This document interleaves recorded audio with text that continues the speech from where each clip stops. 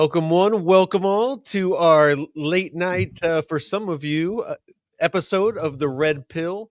We might have some guests pop in. I sent some invites out to a couple of individuals, and if they pop in, cool. And if they don't, that's cool too. So basically, what this show is going to be, I mean, just moving forward, it's going to be just a show where we're going to have people that that show up. We're just gonna have a topic and just it's gonna be kind of free flow. Oh, we got DeFi Don in the chat. We got Nick Dunn. We got Ellie. People starting to flow in. I like it. So tonight we're gonna talk about a couple different things, but to kick it off, let's pop over here real quick. We'll share a funny little video that I found. We got a powerlifting cat here. He's pressing it up, impressive. He's an impressive little meow. All right, cool. So no, in the Discord earlier, everybody was posting pictures of their cat, so I guess that's why it came up on my thread. But what I'm wanting to talk about mostly tonight is there's a lot of while everyone's distracted with everything that's going on in the world. You got Venezuela, you got Alberta that's talking about seceding from Canada. You got Greenland going on. You still got war in Ukraine. You got Iran is up in revolt. They're trying to gain their independence. There's just all this stuff going on, and all the while there is sneaky shit going on. And so we're going to start covering a little bit of that tonight. There's David. What's up, brother? What's up, man? Let's pop him in here. All right. So, let's kind of dive into it a little bit. So, basically, Colin, who might pop in here in a bit, was sent me this, and it's basically Virginia Democrats are introducing a bunch of insane legislation. And I'm just going to start rattling off a couple of these. So they're trying to ban future attempts to clean up voter rolls. That's HB 111. It makes it illegal for state agencies distributing federal dollars to NGOs to investigate whether they're engaged in fraud. That's HB 1369. Makes it illegal to hand count ballots. HB 968. Allows mail-in ballots to be counted 1 week after Election Day. HB 773 allows for absentee ballots to be received and counted for 3 days after Election Day. HB 82 gerrymanders the state with a 10 to 1 or 9 to 2 Democrat congressional map. HJ 4. And I can keep going. There's a bunch of these. I mean, this is quite the list, but one of them, I want to point this one out because it was truly disturbing. There was one that had abolishes all mandatory minimum sentencing for rape, manslaughter, assaulting a law enforcement officer, possession and distribution of child pornography, and all repeat violent felonies. HB 863. Dude, what? Yeah, where was that? Really? It's in Virginia. Yeah. They just proposed that. Yeah. That's horrible. That's horrible, man. Like, I'm sorry. It's like, well, I'm not sorry, but if you're voting for and supporting these politicians, I don't care if they're Republican or Democrat, but if you're supporting this type of legislation and you're seeing this and you're still voting for these people, please go get your head checked. I think what you should do is just take a hammer, just hit yourself a couple of times in the head, man. Like, what's going on here? Like, so they want to make it illegal to stop voter fraud. They want to make it easier for violent felons to re-enter society. Am I understanding that correctly? I mean, I can go down a couple of these. Removes the State Board of Elections' ability to dispatch law enforcement officers to collect vote tallies from a locality that refuses to publish them. joins the National Popular Vote Interstate Compact for allowing Virginia's Electoral College votes in presidential elections, automatic restoration of voting rights for felons after they're released from prison and the mentally handicapped, allows for votes to be cast electronically through the internet, public funding for political campaigns at the local level, abolishes all mandatory minimum sentencing for rape. I went over that. Makes it harder for judges to deny bail, even in the case of things like aggravated assault, armed robbery, and drug trafficking. Gives convicted murderers, rapists, and terrorists a chance to get out of prison early. That's HB 853. Well, I mean, Mike, that's obviously what we need, man. We need terrorists getting out of prison so they can do more terrorism. Duh. Well, what's going on here, man? Well, and I want to point out, me and Drew over at Blockchain Basement, a little over a year ago, we did a Black Site episode. And in that Black Site episode, and I still have I can pull up the slide, but your tax dollars were going to climate initiatives.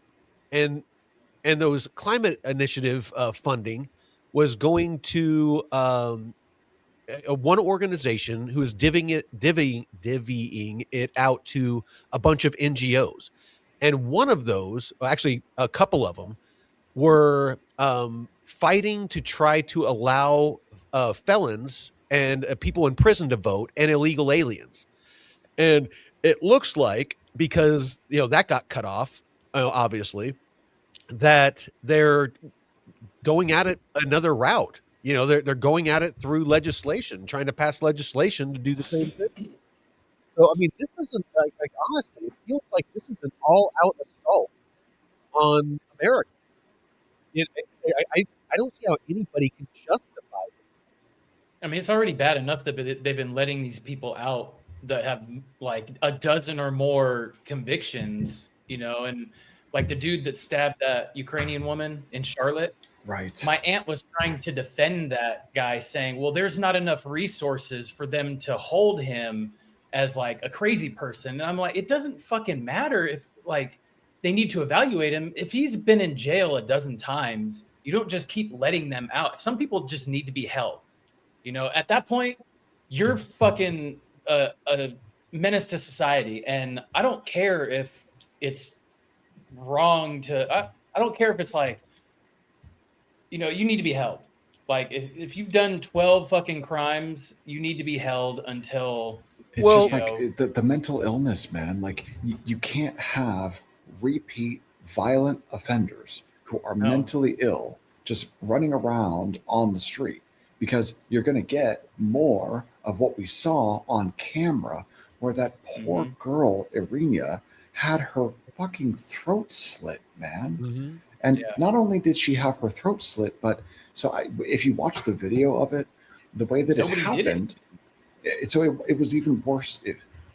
Not only did no one do anything, but that still image of her where she's curled up and she's looking up at the man who had just killed her. Yeah. And she's looking up. She's already dead. Like she had already been killed. Like, he had already done it. Like he just came up behind her and got her real quick. And by the time she looked up, she was already bleeding out. And no one helped her, man. No one did anything. No, everybody just sat there. So what? We're going to just let more seriously disturbed, violent people roam around the streets? You know what they call that? They call that a narco-tyranny. It's where the state intentionally passes... I'm here. I'll be right back. It's where the state intentionally passes legislation to, essentially terrorize law-abiding citizens in order to control people. And man, if that's what we're getting stuck with, I don't understand the voter stuff. I mean, obviously, like removing mandatory minimums for rapists and terrorists, like how does that make any sense, man? That makes no sense. But what makes even less sense than that is there's a good reason to want voter ID. There's a really good reason to want to make sure that only citizens are voting. And so if you're trying to pass legislation that makes it easier for non-citizens to vote, or people who are ineligible to vote, or for there to be rampant voter fraud, where more people than those who live in a county are able to cast ballots.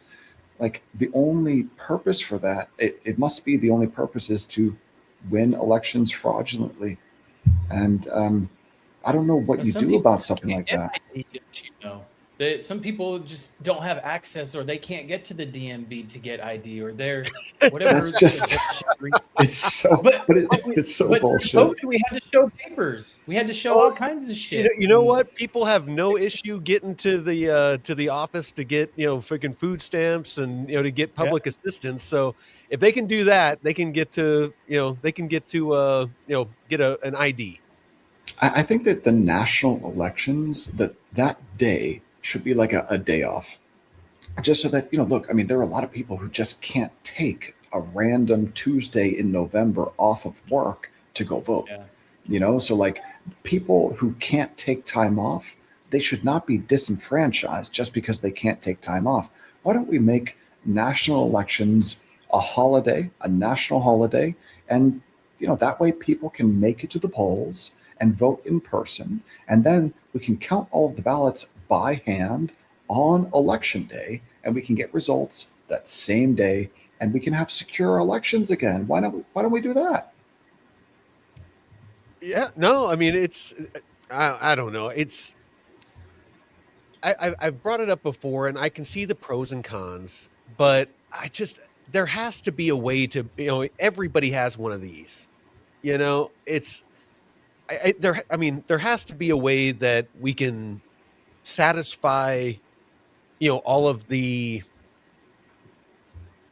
everyone the peace of mind that we have secure elections, using some kind of phone app or, and I get it. I mean, it can be manipulated or possibly hacked, but I mean, everything can be manipulated. Obviously ballot boxes can get stuffed. I feel like that, voting on blockchain or something like that would be would give a lot more confidence because, it's public, it's auditable. I mean, anybody can check it. I mean, any political party can check it. Any individual citizen could check it. I mean, I You don't wouldn't see why have they don't to do it. Sorry, go wait ahead. for counts, because it would the chain would already count those votes, and it would be automatically updated, after every block, or however, whichever chain it would be on. And I mean, that you would definitely have to have voter ID, because you would need that person to actually make sure that they would vote. Like in the case with Malik, where they asked him to vote twice, or inadvertently asked him to vote twice, and you couldn't have that because, but I think maybe you should scan the ID in the system, the blockchain system, make sure that person only votes once, that vote is calculated, and then boom, if they try and vote again or have like a fake ID or something, it doesn't work. So Yeah, just you know how the banks, you guys, have been creating their private walled gardens, those private chains like Yep. Canton and Connexus. Why can't we have like America chain? America. Just like, With no A, it's just work. just America. America. And the only thing that we use that chain for is tallying votes. Keeping track of voter registration, making sure that anyone who's registered on that chain is actually a citizen and eligible to vote. And then You know what? problem What they need solved. to do to vote is they need to take a satellite image. Everybody goes out on voting day and they shoot a gun up in the air. And a satellite image captures all the guns that go off, and for every gun that goes off is a vote.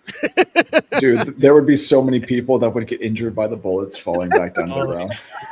No, that's a good idea, David. That, like, how, what was it? Sam Altman's was it WorldCoin or World Right. Chain that Yep. had the eye that scanned you, and have some KYC thing, like you're American citizen, you KYC on the America chain, and you're registered to vote, and that's the only way. Like, you have to have your documentation, like they do the real ID, like they're forcing everybody to do, which that's not a problem to Dude, get so a real Jeff, ID. how but- crazy is it, man? During the pandemic, the same people who were gung ho for the fucking vaccine passports Yeah. are the same people now who are saying, oh, don't you know black and brown people can't get to the DMV to get a driver's license, and so voter ID is actually racist.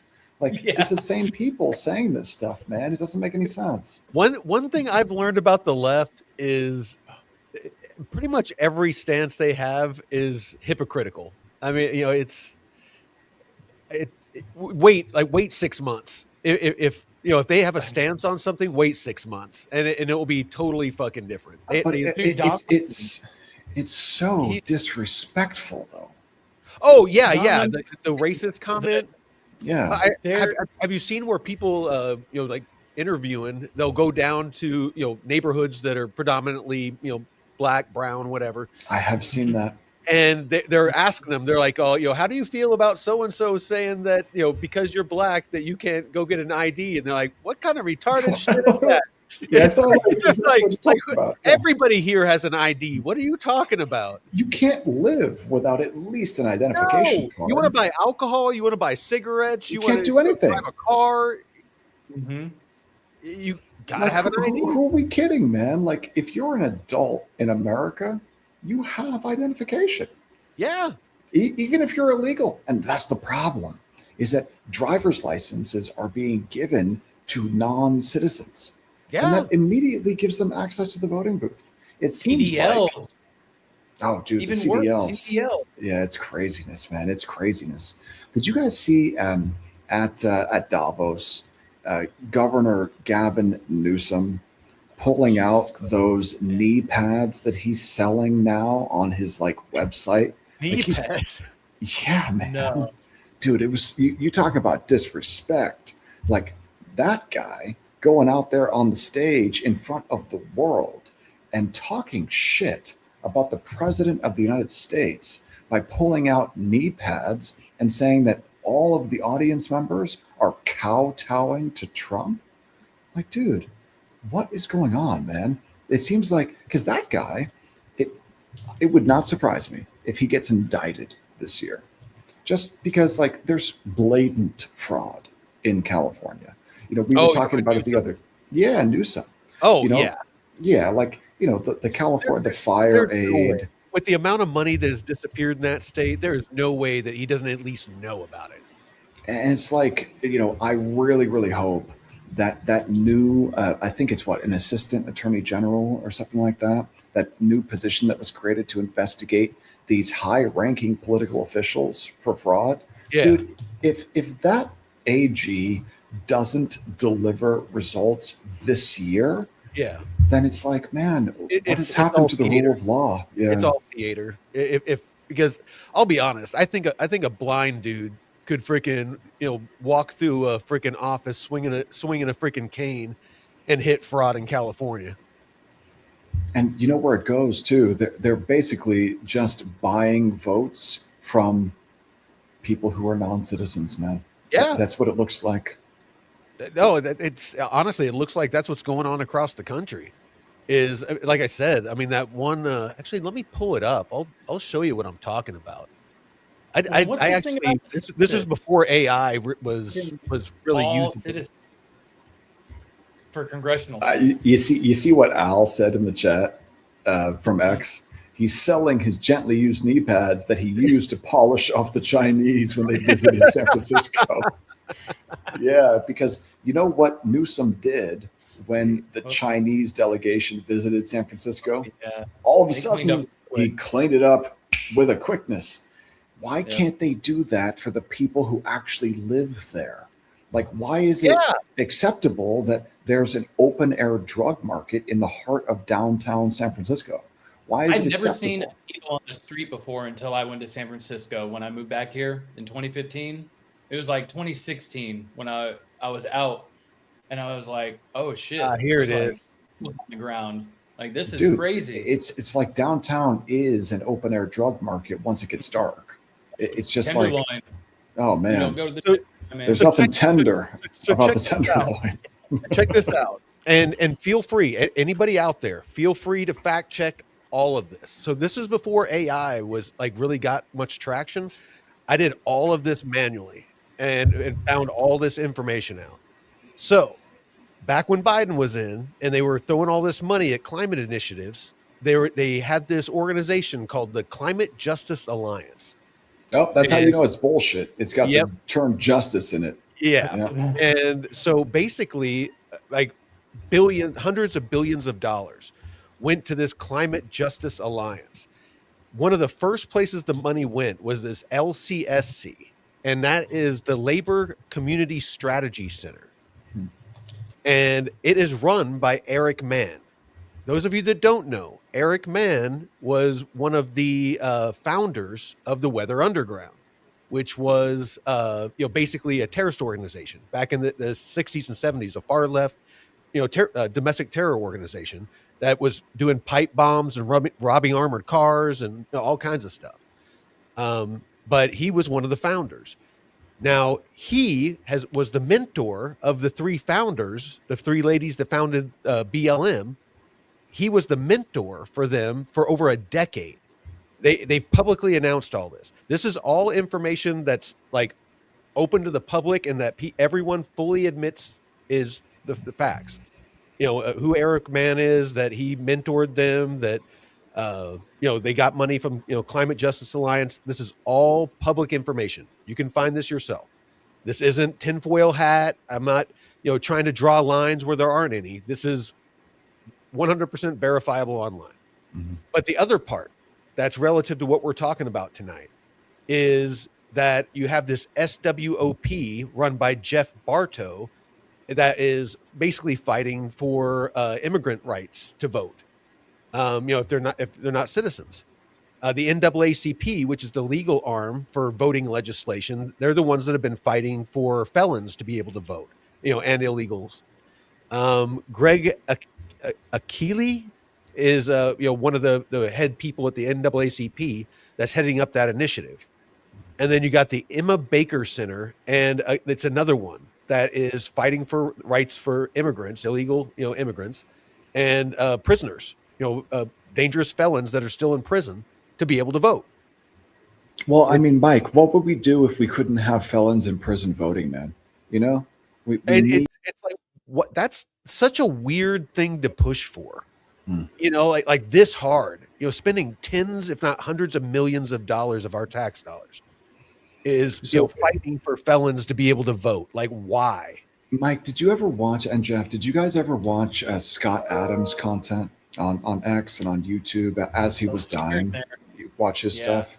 Dude, he was so good. And one of the last videos that he put out, just maybe a couple of days before he died, he was saying that he thought that the DNC was much more like some type of criminal organization, like akin to the mafia, than a legitimate political party. And dude, he's right, man.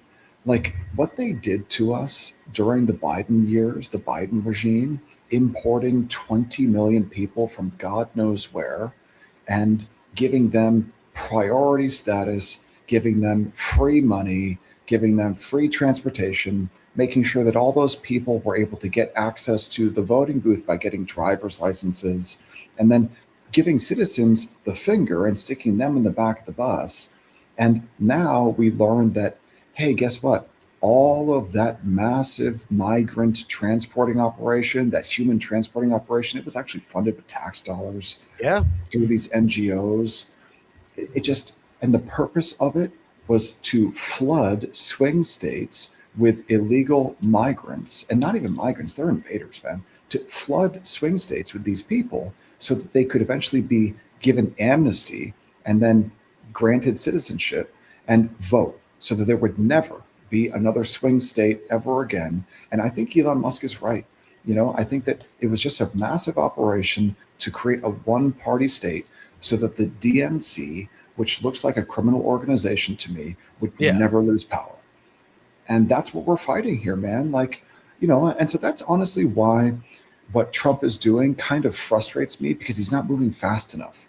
He's not going hard enough. Dude, look at the deeply diseased freaking machine that he's having to deal with. And he's not perfect himself. he's not necessarily a white knight. He's just doing the dirty work. I mean, dude, compared to the other side, he looks like a savior. No, absolutely. I'm just saying. I want people listening to understand this isn't like a hail Caesar, talking about Trump.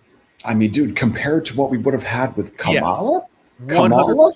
And then 100%. the dude Tim Walz, who turns 100%. Out that guy oversaw the destruction of a beautiful state in Minnesota, and he was going to be the VP. Yeah. He was going to be the second most powerful man in the free world, and that guy's half retarded, man. Like, fuck. Mm-hmm. Well, I'm sorry, but anybody that removes their own, like the flag of the state that you're the governor of, you remove it from the shot when you're doing a press conference and replace it with the Somalian flag. Like, so you see what Papa Guth just put in the chat. Baltimore, Chicago, Detroit, that's what they were looking at doing to the entire country. Yeah. Well, you have to look no further than what's going on in Europe. Dude, Europe, like what was happening under the Biden regime, if that would have continued for an additional 4 years, we would be totally fucked. I'm wanting to say there's like 60-something active Sharia courts in the UK. And those of you that don't know what that is Islamic law. It's basically a court that that the local imams, that are the heads of the mosques and stuff like that, they what they do is they have these courts, and in an area that they deem, they decide where the border is, because that's how it progresses. First, when they're a super minority, they show up and they just like, we're just looking for prosperity. And of course, everybody's cool with that. When the population gets That's not what happened. That's not what happened at all. That's how it started. That's how it started. No, it's not, man. They have been importing Muslims like this. David, slow down. Muslims have been in the UK for hundreds and thousands of years. I think the speed at which they started importing people changed. My point is there's a progression. Yeah. When they first show up, there might only be a couple hundred. So they're going to be very, we're just going to open businesses. We just want our families to have education and, good food and, just what normal people would want. But when the population gets large enough and they all settle in the same neighborhood, they start what's called a Sharia court. And basically they're starting to force the local police out of these areas. Like there's been a couple of times they've been attacked. Like they're actually attacking the police. And so the police won't even patrol those areas because, I mean, the UK police, they're carrying like billy clubs and they don't even carry weapons. Yeah. So, basically these Sharia courts, if if a woman is walking around with her head uncovered, that's against Sharia law. If a guy's drinking in public, that's, against Sharia law. If you're eating pork, that's against Sharia law. If you kiss or, something like that in public. If you're a woman walking alone and not escorted by a male member of your family, that's against. Like this, Mike. This was. What's that? This was in France, actually. This 20-year-old French feminist activist was detained by police after giving an interview on the rise of radical Islam in France and saying it poses a threat to women. Yeah. 5 hours in custody and her phone searched and held as evidence for 3 days. but this has been a progression. This is what happens, over time. Is it starts out with a trickle, but like David was just saying, now it's a fire hose. It is. Now they're just flooding it. It is, and it only makes sense to me if you think that the people in power actually just want to rape all the white people. Like that's the way it makes sense to me. If the people who are running those countries actually want the destruction of their populations, then it makes sense to import millions of people who have no intention of ever integrating at all. Then it makes sense. That's a good point. It's like, how do you make all this make sense? Like, who would consciously do this, knowing and can you what Middle the East result countries is? and What's that? And can you do that in Middle East countries? Like if you're a Christian or hell no. and try and set up, Christian churches and push all that, like they do with Islam and you're in most Muslim run countries, especially the more extreme ones. Good luck even having a cross necklace. Try to go to a Christian or a Catholic church in some of those countries and watch what happens. I mean, a lot of those people meet like in secret. Like they're like hiding, kind of like Muslims have to do in China. China, like they passed a bunch of laws, like they're tearing down mosques and stuff because they're not liking what they're seeing around the world. They're like, we're not having this. So I'm trying to find right now, you guys. Do you guys know Asmongold? He's got a huge following on a handful of different. So he's got a really big following on YouTube, and he puts out content every single day. And he put out a piece of content on this. I think the name of the app is called Prevent in Britain, and it's basically like if George Orwell created an app unironically about like Animal Farm. That's what this app is, but it's put out by the British government. And Asmongold went through, it's like a video game. It's basically like a video game that tells you how like the different ways that you can get arrested for like using there is no freedom of speech there anymore, but it basically is a video game that lets citizens know all the different types of speech that will get them investigated on terrorism charges. And it's basically like if you even see content that is anti-Muslim, or if you repost that content, then you're going to get investigated by their terrorism, like, police or something. So, dude, if you can find that clip of Asmongold talking about the British Prevent, I think that's what it's called. It's called Prevent app. Asmongold, oh, dude, here it is. I found it. So he posted it 10 days ago. I watched through this a week and a half ago, right when he posted it. And it is just, dude, it's mind blowing. It is mind blowing, man, that this came from a so-called Western government. And I see in the chat, Al saying, all hail the Roach King. Yeah. So Asmongold's famous for not exactly having the highest hygiene standards for himself, but, he looks kind of grungy. Yeah, no, he's great though, man. I just so Mike, I just posted it in the chat, the link to the video. Dude, if we watch that shit, you're gonna have your mind blown, man. It's amazing what they're doing. I don't know how anyone can continue to live in Britain. It's like Britain has fallen, man. All of Europe seems to have fallen. Like, and when I saw those, the uprising, the revolution in Iran, like, I really, really hoped that those people would, basically like take back their country from Islam. And you can't put the radical Islam in front because it's not. That's not true, man. It's just Islam. So I hope that those Iranians, they're Persian, man, they're not Muslim. I hope that they would take back their country. But when I look at Europe, like every country in Europe, it's like, when are the people who live there who were Vikings? When are they going to stand up and take back their countries? Because if they don't do it soon, they will never be able to. And that's what's scary. It seems as though Western Europe is just dead. And so they have nukes, man. What happens when some Sharia law candidate like gains control of France, right? And then all of a sudden they've got nukes. I mean, honestly, I don't really worry too much about that. I mean, it's something. But they're the people who would use them, though. There's that access to that kind of stuff, all kinds of places, man. Like the old Soviet Union, a bunch of those countries that kind of got annexed off of the old USSR. When it after it all split up, and a bunch of those countries down through there that used to be part of the USSR aren't anymore. A lot of those nukes went bye-bye. They disappeared. Some of them got taken by Russia. Some of them, like the general that was in charge of that area, because nobody was getting paid, during like Mike, can you imagine going into like a bunker somewhere and there's like an old nuke in it?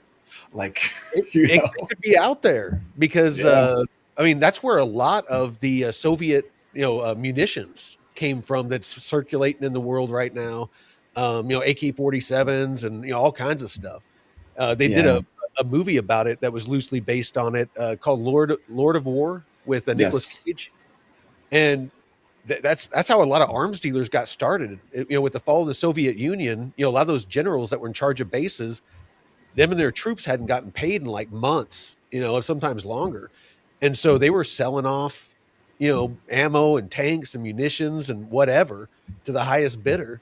And that's how they were getting paid, They probably would have sold nukes too, I'm just saying, it's, I, a lot of that stuff, that Pandora's box was opened long ago. I'm surprised that whoever's behind, the curtain that's running around and stopping, that kind of stuff from happening, hats off to them, because I can only imagine, the stuff that we don't know about that, agents of different organizations around, 3-letter organizations around the world, what they're preventing, because there's plenty of people that want to do bad things. And I think we just see just the tip of the iceberg, the stuff that gets through. So what happens moving forward? Because it seems as though the people in Europe have been completely emasculated, and they are unwilling or unable to stand move away up. from this topic. I feel like we're getting bogged down. Gotcha. I want to kind of move more towards like the voting, and kind of what's going on here in the U.S. I kind of avoid talking too much about stuff overseas, just because it's so hard to verify. If you're not like boots on the ground, it's really hard to, because even MI in the chat, in the arena, was talking about that he actually lives over in the UK, and he was saying a lot of the stuff we were saying isn't true. And He's so probably Muslim. Well, while you were talking, I was like looking online, and a lot of the stuff was saying that it's not true. There is Sharia courts, but that supposedly they have no real standing. And of course, the UK courts take precedent, and the people that take part in the Sharia courts do it willingly, because it's So Mike, if you're a woman, over there. Christopher Hitchens. Do you know of Chris Hitchens? He died of cancer, I think in 2006, maybe. Brilliant writer, British guy, absolutely brilliant. Probably the most eloquent speaker I've ever listened to in my life. He's got some content on YouTube from the early 2000s, and definitely worth taking a listen to. I'll leave it at that. All right. Yeah, he's very, very well known. Oh, here's this.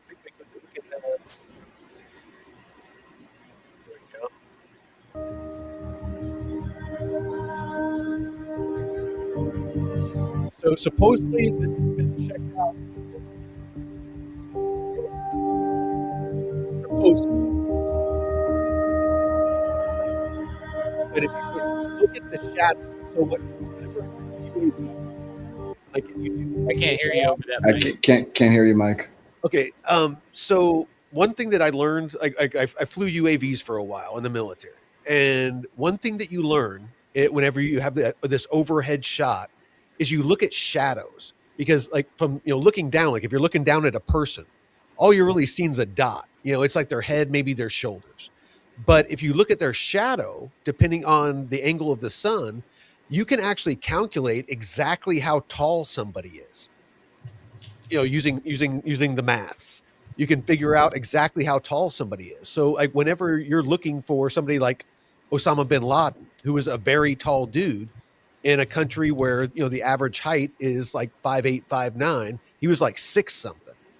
So a lot of the ways that they were trying to identify him before they went in, and SEAL team went in there to get him, was there was a guy walking outside out in the courtroom. He never left the house, the courtyard of the house, but that's the only thing that he did. I remember. Yeah. He would walk around in the courtroom, and they were able to, because they knew the time of day. And Osama was a tall guy, right? Yes, he was very tall. Yeah. And so because of the angle of the sun, because they knew what time it was where they were taking the image, they could do the math because, basically they know that he's standing on a surface that's flat. And then the angle of the sun gives them the angle. And based off of that, how long the shadow is tells them how tall the guy is. And so that was one of the tools that they used. So watch the shadow on this thing. It's off to the left of this, whatever this is, that's like taking off or something from this crater.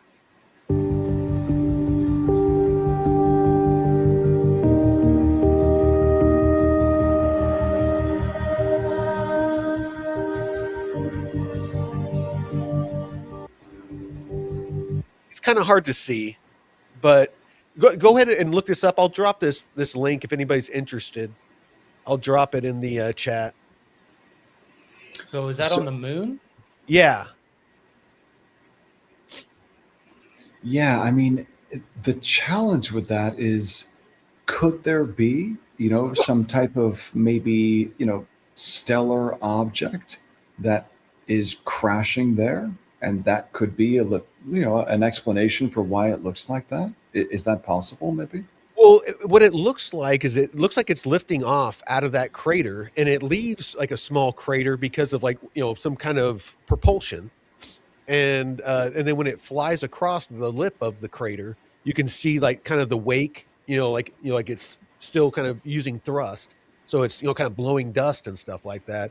But if you look at the link I just put, there's the shadow that it casts is a really interesting shape. Like it almost, I don't know, it almost looks like it's, had like arms and legs. It was weird.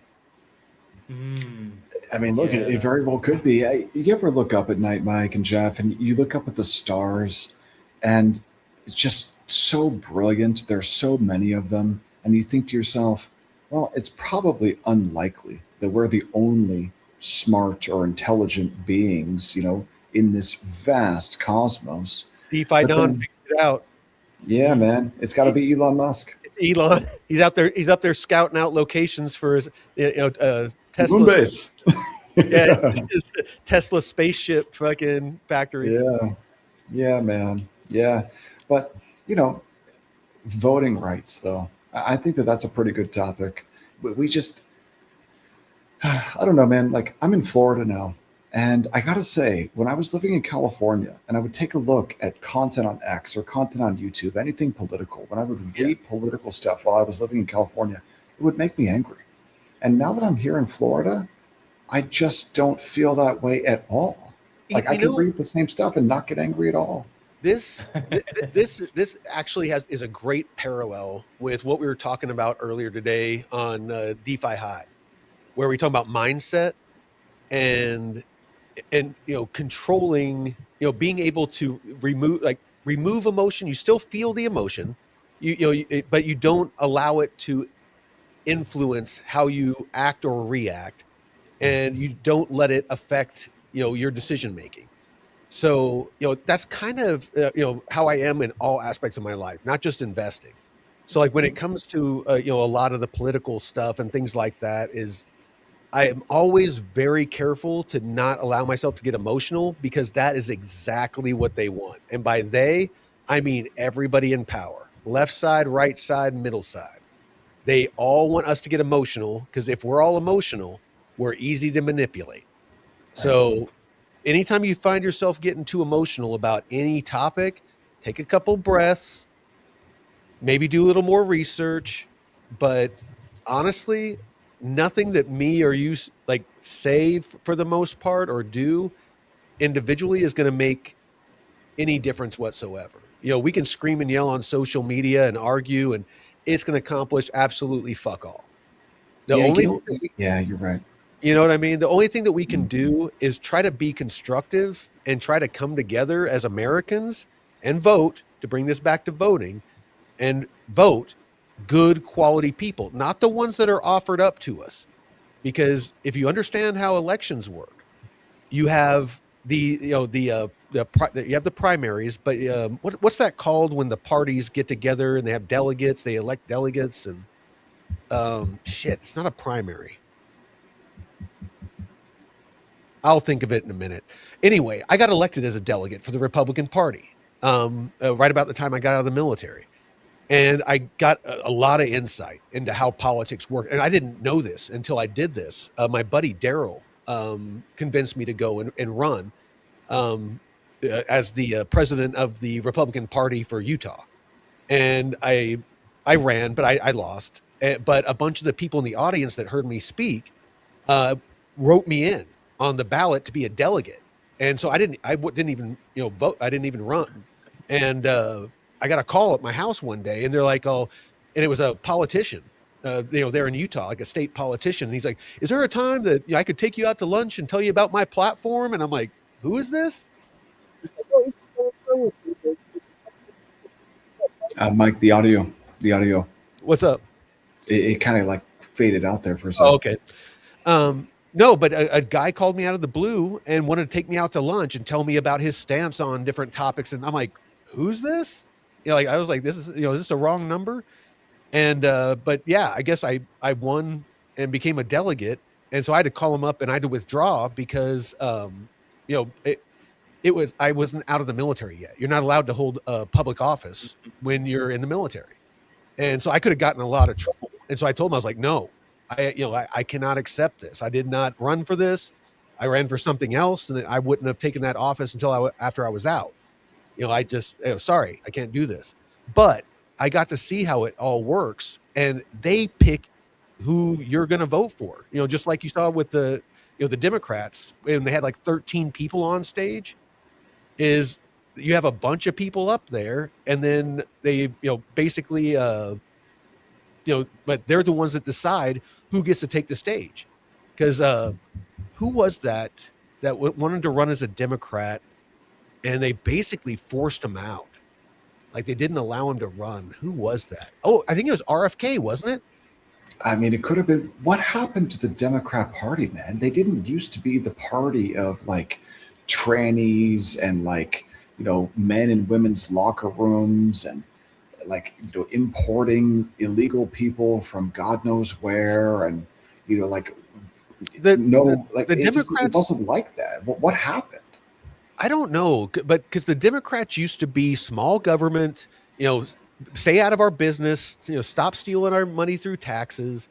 I mean, Hmm. that's the Democrats I grew up with. I mean, basically the same stuff that most right leaning people say now is what Democrats used to say. When I was growing up. I mean, you can watch videos of people like Nancy Pelosi and Hillary Clinton and Bill Clinton, from just like 15 years ago. And Yeah. they sound pretty MAGA to me, man. Yeah. And what happened? How did such a large population in the United States seemingly collectively lose their minds like all at once? How did that happen? Because it's like How it happened it's is the the colleges. yeah. Because they were all told to go to college. They all went to college, and instead of getting an education, they got brainwashed. Because if you go to almost any college, you guys know better than I do. I mean, you live in San Francisco, I and did. you were in the Bay Area, and I mean, you went to freaking, what was that super left leaning school that you went to? You went to Berkeley. Berkeley? Yeah, Berkeley. Yeah. I mean, that's the fucking lion's den, dude. I mean, you know better than most. Yeah, I It's know. like, It's just like Berkeley's always been there. Like there's always been the like basically communist like strongholds, but it's never been like a national thing. Like and now it seems as though it's not just some fringe wing of the Democrat Party. It's the entire party is completely taken over by what seems like some type of mind rot. And I don't understand like it seems to have happened very quickly.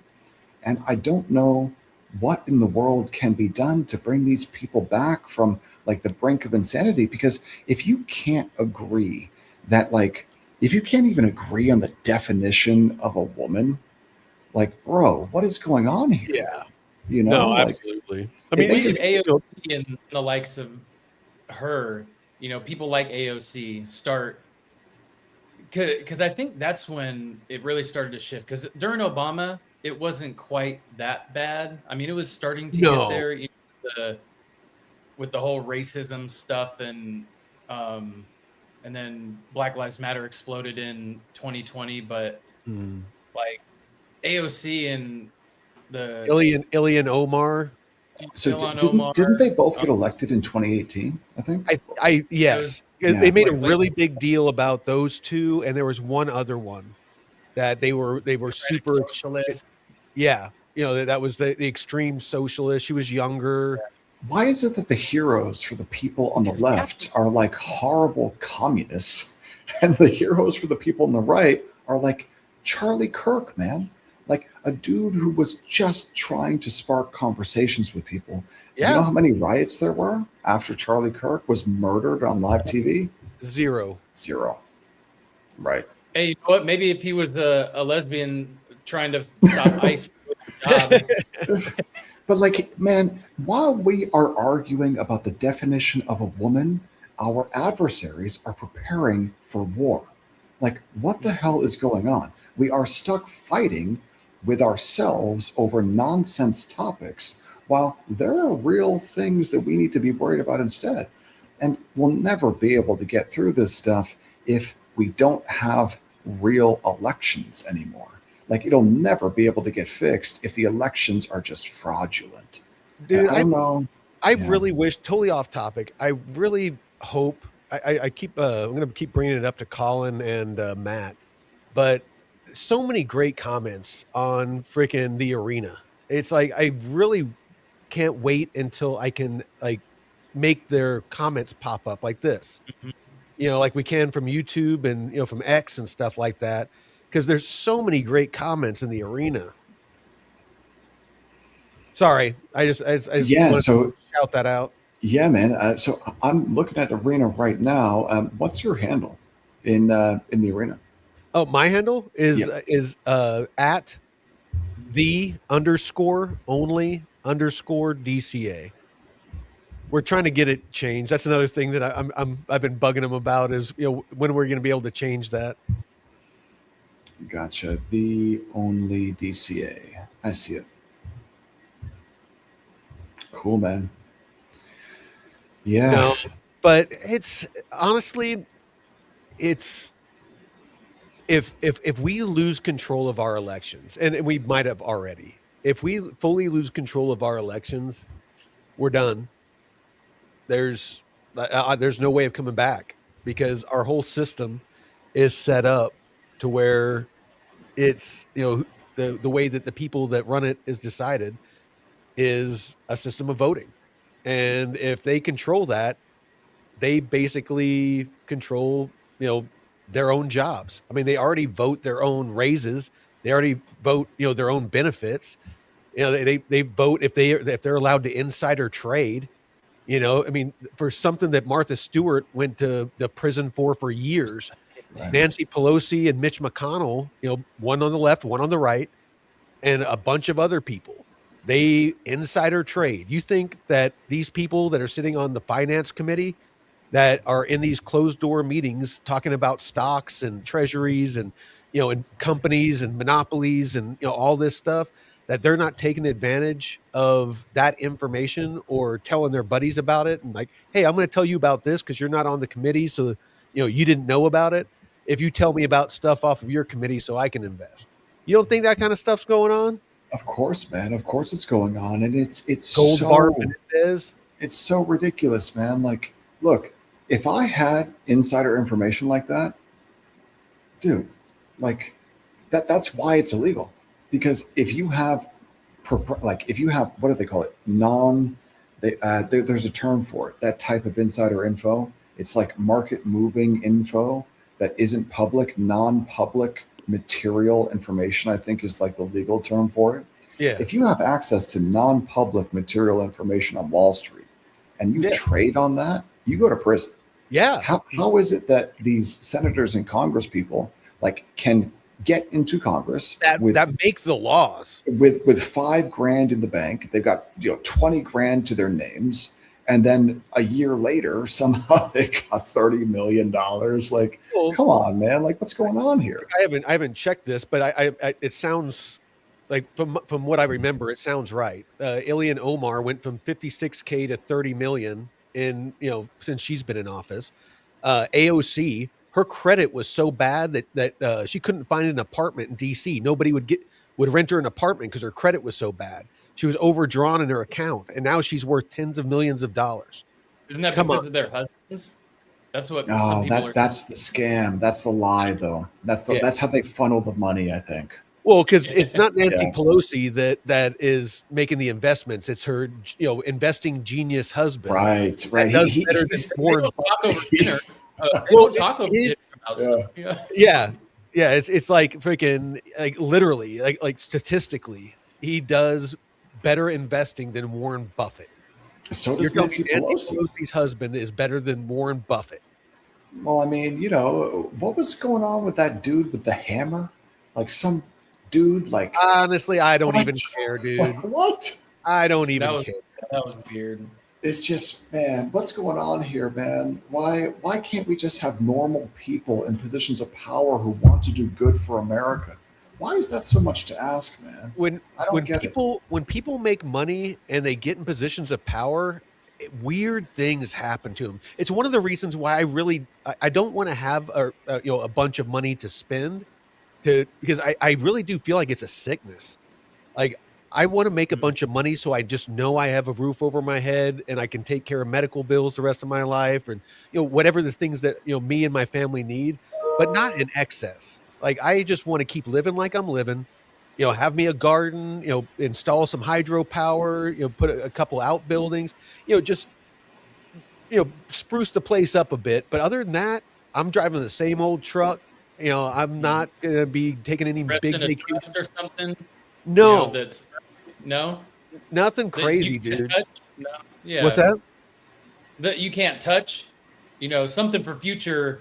Yeah, just that I want to make you sure that like my yeah. nieces and nephews are have college money and just things like that. But everybody that Sensible. I've seen, as soon as they get a bunch of money or in a position of power, it's all of a sudden that it's like the rules don't apply to them or something.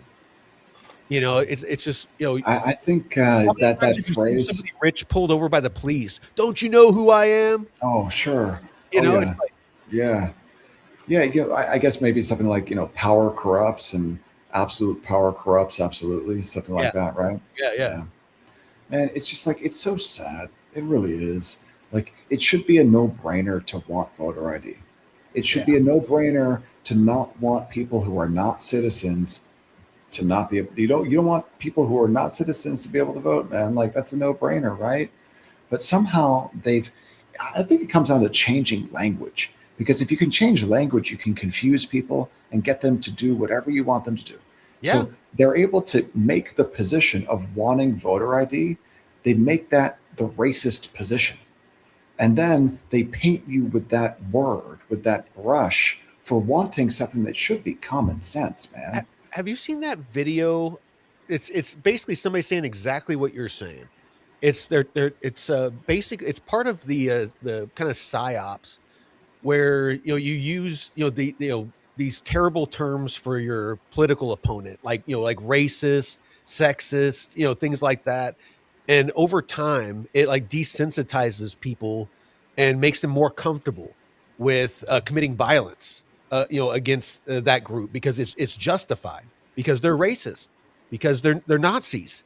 It's okay to hate a Nazi. Yeah, I think, Mike, what you're talking about is I saw a clip on social media or on YouTube at some point in like the last week. It was like a guy from like the 1950s. Yes. Yes, that's the one. Yeah, and Yeah. he's reading out of it was like an Antifa handbook, like Yeah. an Antifa handbook, and Yeah.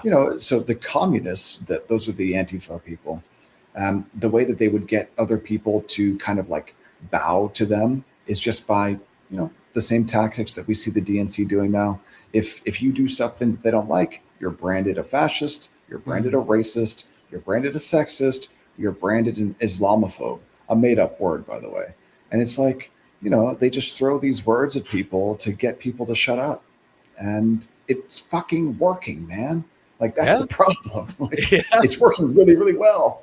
It's horrible, man. And I don't know. I don't feel that here in Florida at all, dude. I don't feel it at all. Like, all of the stuff that bothered me in California no longer even comes into my mental here in Florida at all. I think the reason for that is I believed that just by being in California, that I was actually part of the problem just by being there. Yeah. And now that I'm out, it's like, good riddance, man. Well, It honestly, sucks. I loved California, but it's different now. well, you know what the and I say this with having a stake in it because I have a lot of family in California. But Me sometimes too. that it's for a system to work properly again. It's like a computer. Sometimes it needs a hard restart.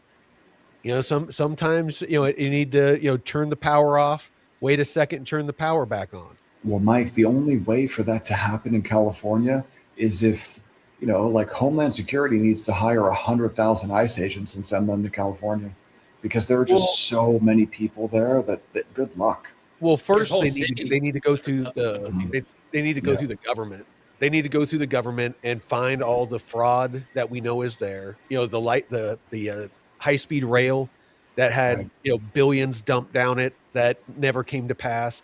right, What you were talking about, the homeless, they right, had hundreds of millions, billions of dollars that they were throwing at the homeless problem. It's worse now than it was when they started.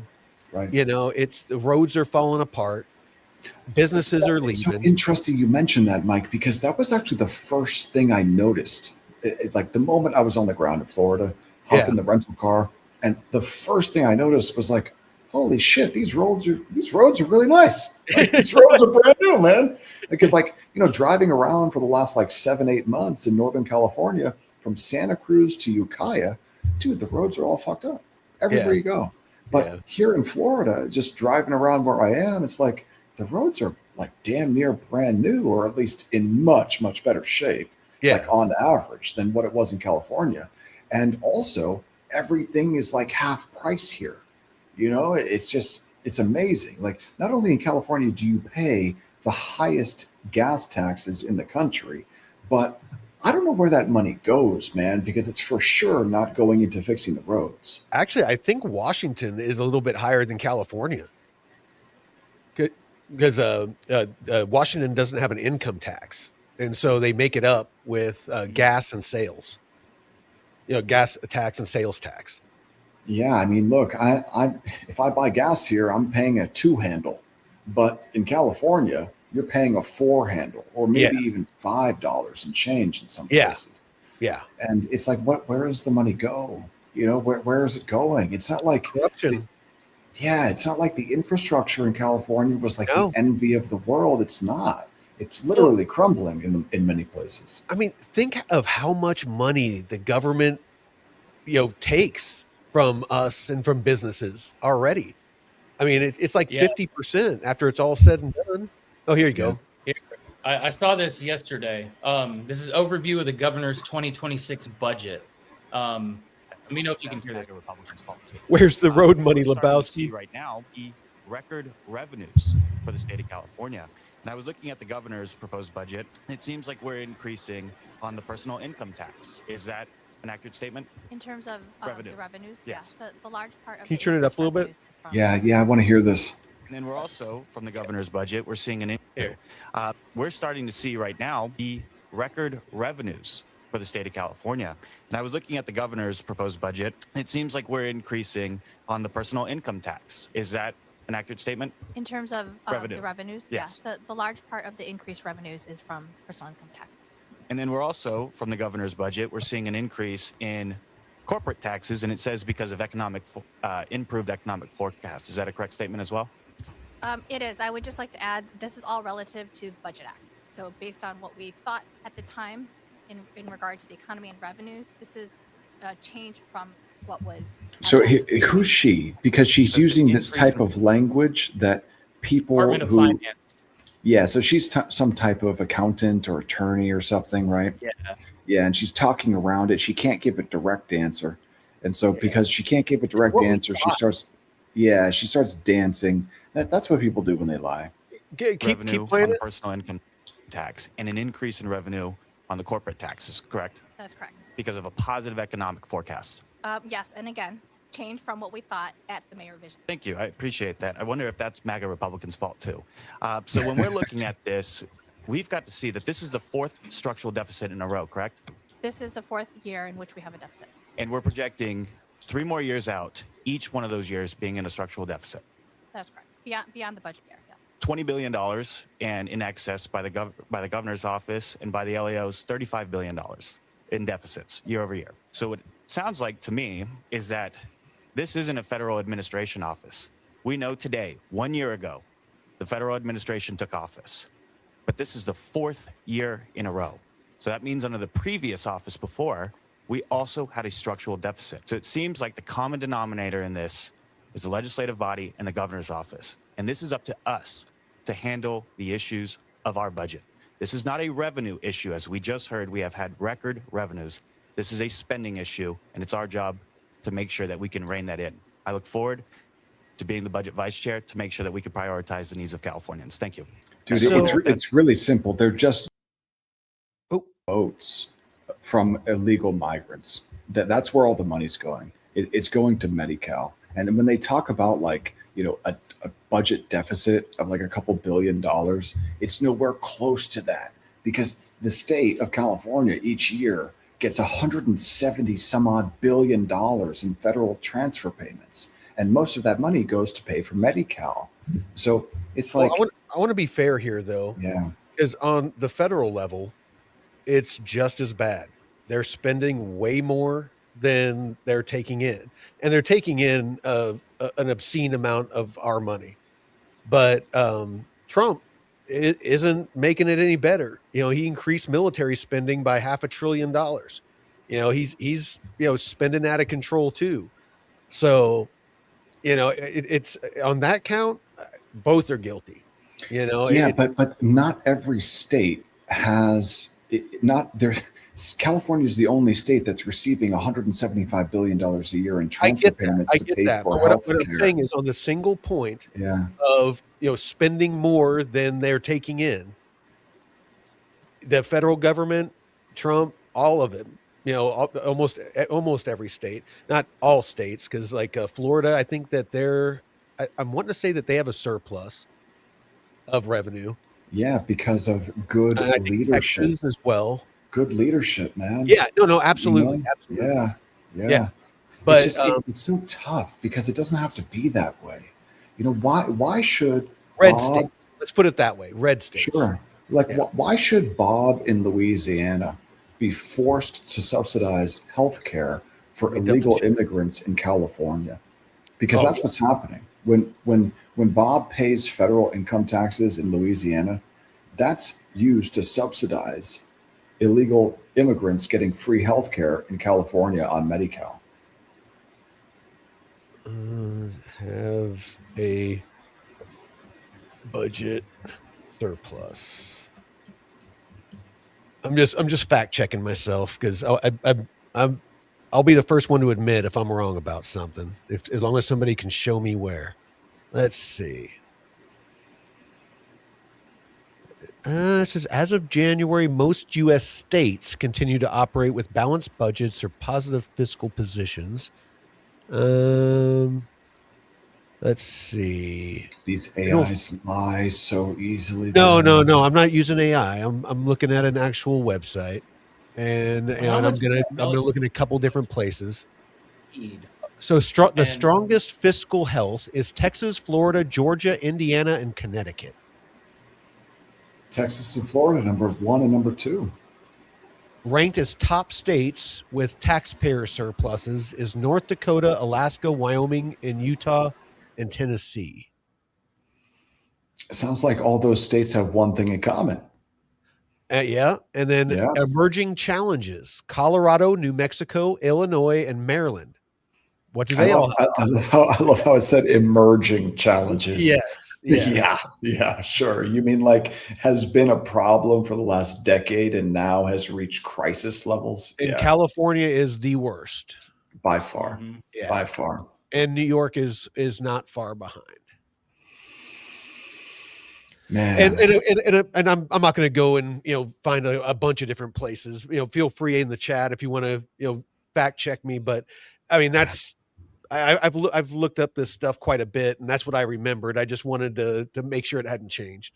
And look, like Mike, Jeff, California is a beautiful state, man. Like Oh, you drive absolutely. around, you live in different cities in California. It is objectively beautiful. But over the last 5 years, they've imported like 10 million people from God knows where. And so, Yeah. like, you go to the grocery store and you look around and you feel like you're in a foreign country, Oh, man. dude, It's Utah. so weird. Well, I left Utah because of all the illegal immigrants from we call them Californians. They all they all came. So no, Yeah. no, dude, it's Utah used to be beautiful and it wasn't overpopulated at all. The traffic could get bad certain times of the day, but all in all, it was pretty damn good. And then all of a sudden, like people from California started flooding in because Silicon Slopes, Microsoft moved their offices there. Like all these California companies left because Utah and Texas and Florida were some of the states that were offering all kinds of tax benefits for companies and making it very business friendly. And they flooded in. Adobe opened this massive facility there. Sun Microsystems, they make the flash drives and stuff like that, or Sun Microsystems. But massive facility. A bunch of different .coms and like Amazon, just all kinds. But all the Californians flooded in, and it just ruined the outdoors there. It ruined everything. And so I was like, all right, I'm out of here. But I've heard that Californians like to shit in the streets, man. You know, it's one of our yeah, pastimes. yeah, I don't know. Those just yeah, Dude, I'm just kidding. But no, but yeah, they just come in and pay cash for everything, and dude, yeah.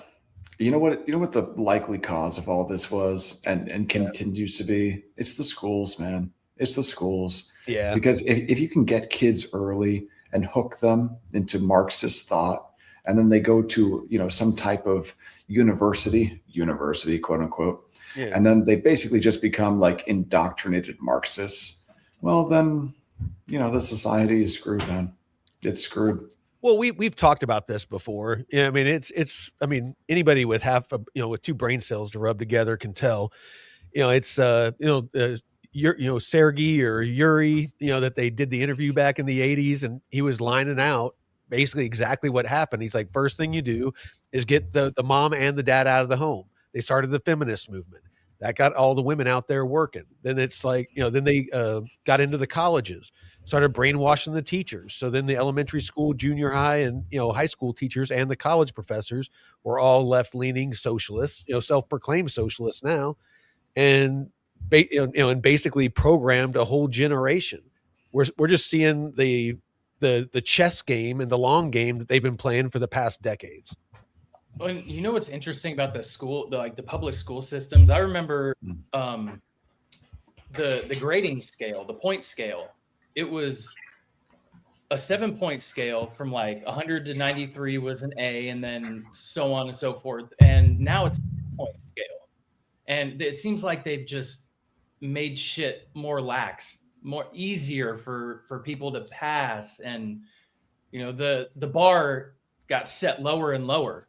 The whole No Child Left Behind thing that Sure. the Obamas were doing, what Yeah. kind of impact did that create? So Jeff, what scores and the statistics on all these kids, they're fucking stupid. They are. Jeff, I was reading something about my alma mater as an undergraduate, University of California, San Diego. And I guess, because I didn't keep up with it, but I guess that they removed an SAT requirement or ACT requirement from like your entrance exam. So like when you apply to UC San Diego, you no longer have to like show an SAT or ACT score. And so that type of, I think they just brought it back recently, but like for a while you didn't have to show that. I don't know if they brought it back or not. I think they did. But for a while there, it sounds like you didn't have to even like show an SAT score. And so what you're talking about with like the way that they changed the grading scales, it's like, okay, well, we're going to make an A from 100% to 60%. So, okay, great. Everyone gets A's now. And so that meant that when you go apply to, a top tier institution like UCSD, and you can't read and you can't do math, like all of a sudden they needed to do all these remedial courses for undergraduates. And even the remedial courses were like too advanced. So like they're letting in kids who like have no business being there, but it's not their fault. It's not the kids' fault, man. There's kids that are graduating high school, and again, this is just some of the stuff that I've been reading and watching, but I don't have any firsthand knowledge of it. But supposedly, there's kids graduating high school that can't even read properly. Yeah. You guys, I saw a piece of content yesterday morning actually, and this woman is basically going through a bunch of teachers who are reporting that their students, we're talking about elementary school kids now, like really, really young kids, that they don't have the attention span to sit and watch a movie. So like you remember in school, like whenever there was a substitute teacher and they'd wheel out like the TV and, put the VCR tape in and you'd be like, oh yeah, we get to watch a movie, But like nowadays, because every child's brain is so smoked out off of TikTok shorts, they can't even watch a movie. And so that means that they don't have the attention span to do fuck all. So that means good luck learning how to read, good luck learning math. The AI will do it for me. Why do I need to learn how to read? The AI can read it for me. Why do I need to learn math? The AI can do it for me. So the kids, like really young kids, are like their brain, like the focus, like the dopamine center is completely broken because of the social media and like the short form content that gives you that little dopamine hit every couple of seconds, because it like hijacks that focus in your brain and then you can't focus on anything. So like, dude, that's so funny. There was a video, it was a meme video, and it was said millennials versus Gen Z watching a movie, and the dude's sitting there with his popcorn and he puts the movie on, and there's like a group of Gen Zers, and like a few seconds later, they're all on their phones. And he looks over and he's like, guys, what? And then, oh, yeah. And then a few seconds later, they're all on their phones.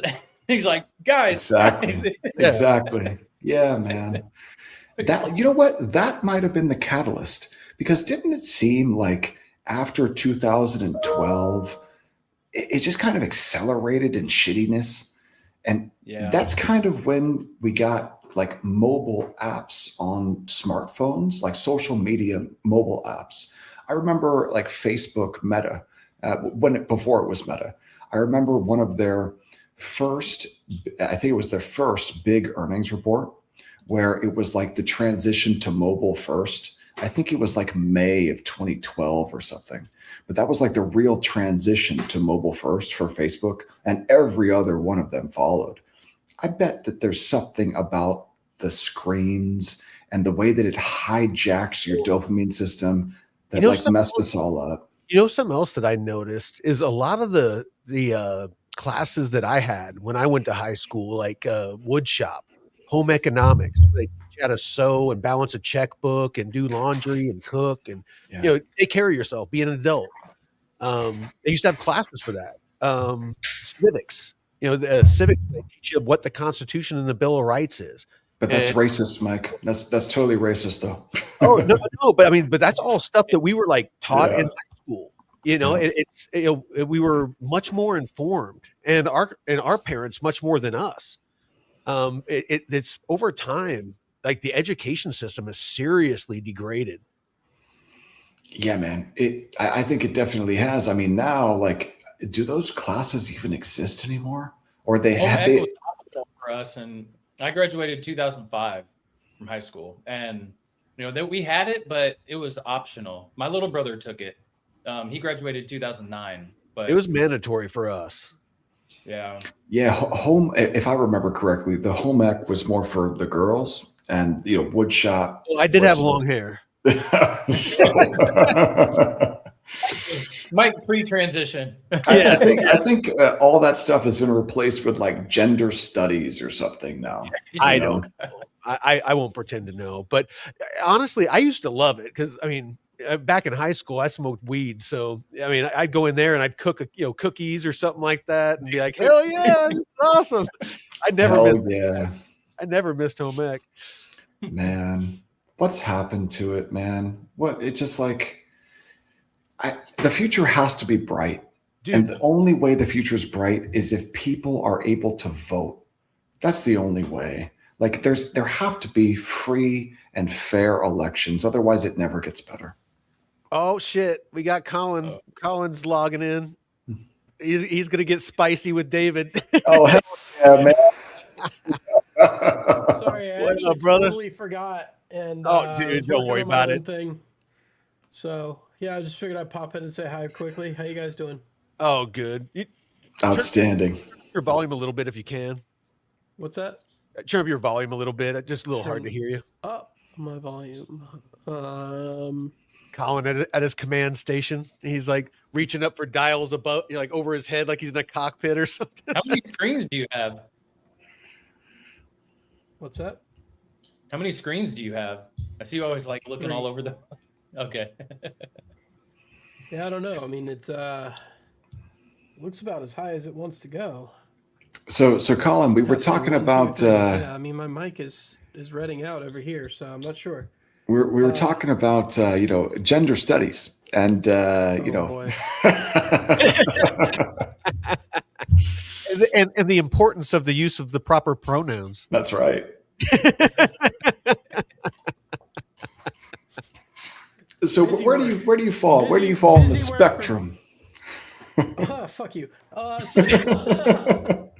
No, I'm a they them. No. Yeah. Let's see. I mean, if you guys have read the book by Peter Turchin called End Times, I think it explains what's happening there pretty solidly. The game of musical chairs of life only has so many seats. So there's 2 options: reduce the number of players, which typically doesn't happen, or increase the number of games you play.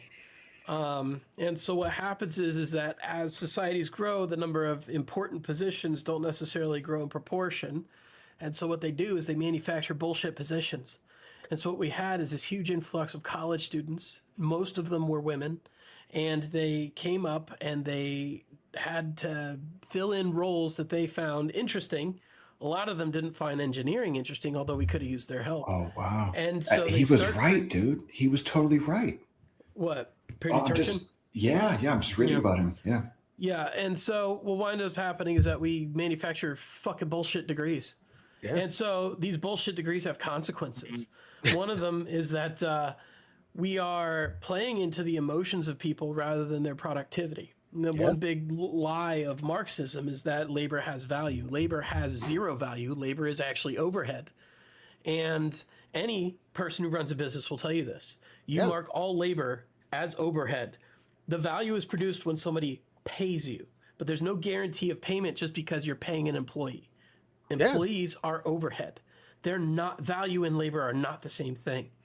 And so what winds up happening is we have a lot of valueless people doing very valueless work, trying to justify their own value.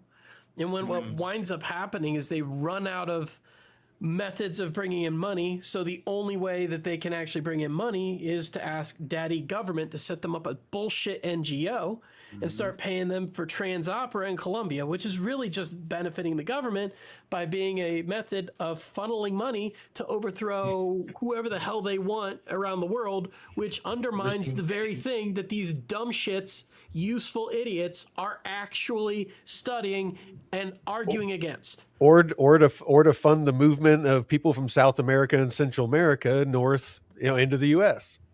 That's just voter fraud.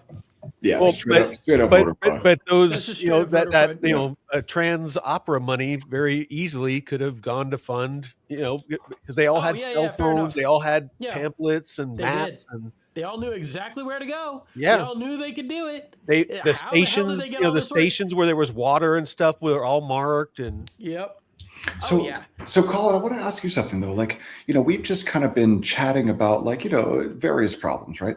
But I want to be more solution oriented. What do we do about it? Like, how do we secure our elections? Why do we talk about that? Like, how do we do that? It's a reasonable position, to be completely honest with you. I know, and I hate to say it, but let's face it. Here's what's going on: is that we have too many psychology majors. My sister is a psychology major. she cleans houses. Okay. Like, she's got a degree for cleaning houses. I love her to death. Don't get me wrong. You know, good for her. She's making okay money. But why did you need a degree? Why did you need to go into debt for this? Yeah. And a lot of the loudest voices that are pushing for some of the worst ideas are the women who went and got dumb shit fucking art degrees.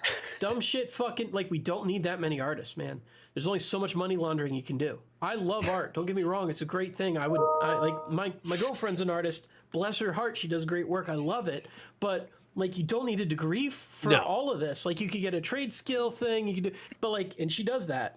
But like, can you tell I'm backtracking a little? The point is that like, we don't need feminist dance majors. We don't need, you know, that many psychology studies, majors. you know, like, there's 45% of women in Gen Z are on SSRIs. This is fucking insane. Yeah. They're unhappy. They're looking for any excuse. This is powering another machine called the pharmaceutical industrial industrial complex or whatever. Yeah. Complex. Thank you. Yes, complex. That's the word I was looking for. So like, literally, like, they're all part of this huge system that is just there to give them a game of musical chairs that they can fairly play in. And that game shouldn't exist at fucking all. Dude, you're totally right, man. You're totally right. And if you think about it, like, it's entirely women and soy boys. And I'm sorry if that's like a rude way to put it. And I hate to be that guy, but like, this is the reality of the situation. I'm not saying this because they don't have value in society. Their value is just allocated. They're not producing value. They're taking value. And you think about it like on a bell curve. Yeah. Easily manipulated. Oh, for sure. Easy to manipulate. But also, like, if you just think about it like on a bell curve, women have different interests than men. Okay. And so there will be fewer women who want to be in a position of power, and even fewer that are actually qualified to do it. Like, to compete with men who don't give a fuck except I'm going to do the best I can. To compete with that guy, dude, like, there are very few women who could actually do that. Nursing is an excellent nursing, doctors. I mean, psychiatry, psychology, they're actually reasonable to some degree, but not to the degree. Yeah. Well, the thing about politics is that you can't be heartless in politics. And we kind of did get to that point. Okay. Part of me is like, I don't want to exclude them entirely from the conversation. Women are much better at balancing men when it comes to the matters of the heart, right? And let's face it, they were not wrong when they said that men are kind of fucking too gritty. Okay, you're right. Every man can tell you his life gets softer when a woman comes into it, right? Oh, absolutely. They get better. Right? But this lack of cooperation is the problem. Yeah. And so you have an entire party on the left, which is like completely feminized. Right? Well, do you want me to entire party on the right, which is completely masculine, and they're at war. Let me share something with you real quick. Yeah. I'm 51. And so a lot of the women that are around my age, and I'm a single guy, so I date. A lot of the women around my age are, from deep in that era of the feminist movement. We were all born in the 70s. And so, back in the 1900s, but back in my day, in my day. So back in the 19s, I obviously, intimately we used know, to play with sticks and pretend we had to guns. walk to school uphill in the snow both ways. But 5 miles. A lot of the women that I date were told not to have kids, to be, boss bitches and, stuff like that. And they went out there and they did that. They got a college degree and they went out and started businesses, and they were told it was going to make them feel fulfilled and happy. And fucking almost all the ones that I've dated are like, it was bullshit. I found the most joy in, when I actually got around to having kids and just being a mom and taking care of my family. And they said I felt much more fulfilled doing that than going out there and conquering. So Mike, that's the demoralization, right? Isn't that the demoralization that Yuri Bezmenov was talking about? Yeah. Just destroy the family. And it seems like the way that they've been able to do that is by brainwashing young girls into thinking that what you really want is to get as many abortions as you can. And what you really 53% of Gen Z is aborted. Are you fucking kidding me? They said it was supposed to be rare and only necessary. Yeah. That's what I agreed to. That's when I was like, abortion's fine. Yeah, it's just rare and only necessary. And then I find out that Gen Z is 33%. And then I'm like, you know what? Well, and then you look at who founded Planned Parenthood was freaking Margaret Sanger. Eugenicist. Yeah. I mean, she was like all about genocide. She openly freaking professed that basically Planned Parenthood was to abort minority groups because they wanted to get rid of the lesser people. And this is, you can look at video interviews of her. She openly admits it all. Yeah. And then go back to David's point, David, if you want to continue your point, I feel like we cut you off. Oh yeah. Sorry. Oh yeah. I mean, like, look, dude, like so I was having a conversation with, someone recently. Okay. And she told me, and she's in her early 30s, she told me that instead of like focusing on starting a family, she wants to freeze her eggs. Okay. And like, it really bothered me because it's like, well, if you're in your early 30s, what the hell are you waiting for? Like if you don't have kids now, pretty soon you won't be able to, and it'll be the biggest regret of your life. And yet she seems to have been brainwashed into thinking that somehow it's the right decision to focus on a career that she'll never be able to have. And it's like, why? Because when I look at video content from like women in Eastern Europe or Russia, the girls there, they're talking about, I can't wait to have kids. I'm going to have kids when I'm 23. Yeah. Every other country except for the European ones and America. And here it's like, I want to be a girl boss and have a career and fuck men. And I'm going to sleep around as much as I want, but I hate men, and I'll freeze my eggs. It's like, before we get too far in that, let's talk about the systemic implications of what you just said. Yeah, okay? For real. These women have a cap at about 43 years old. It becomes almost impossible after that point, right? Yeah. I'm 43. My sperm is in fact frozen, okay? But it makes almost no impact on my sperm, by the way. Like there's like none. I did that because I had somebody try and trap me, and I was like, fuck this shit, I'm taking control of this. I got 18 vials of frothy goodness hanging out the Fairfax Cryo Clinic. I can whip that shit out anytime, put a microwave defrost on defrost settings, get a turkey baster, good to go. But like, they don't have that option. It's way more invasive. It's way more difficult. These eggs actually do have a lot of more fragility. There's a lot less of them. Like, I got a ton of sperm. We can pick the best one, right? Like, this is kind of like the point is like their options change. They're 43 years old. They're done. Their womb isn't even as viable as it used to be, right? When you hit menopause, you're not going to be as good at having a kid in your womb. So let's talk about the systemic divide here. Now we have a ton of guys like me dating younger and with women who saw the previous generation going, no. Those women who are younger are going to men with power, with money, with authority, which spreads the divide for younger men to be more frustrated. But it does give them hope. And remember how all this advocacy against women dating men who are 15 years younger than them and stuff like that, that's going away because women are seeing that the options are so much better for them to raise a family now with a guy who is stable and ready to go and wants to do that and can provide. And this is how history used to be for like millennia. And for some reason, we're automatically coming back to it. But the people who are hurt in this process are boss bitches who are now trying to get into government. And they're the worst type of people, man, because when your brain's been that rotted out by like nonsense, and then you go and you become a person with real power over others, you're going to implement some policies that are just retarded, man.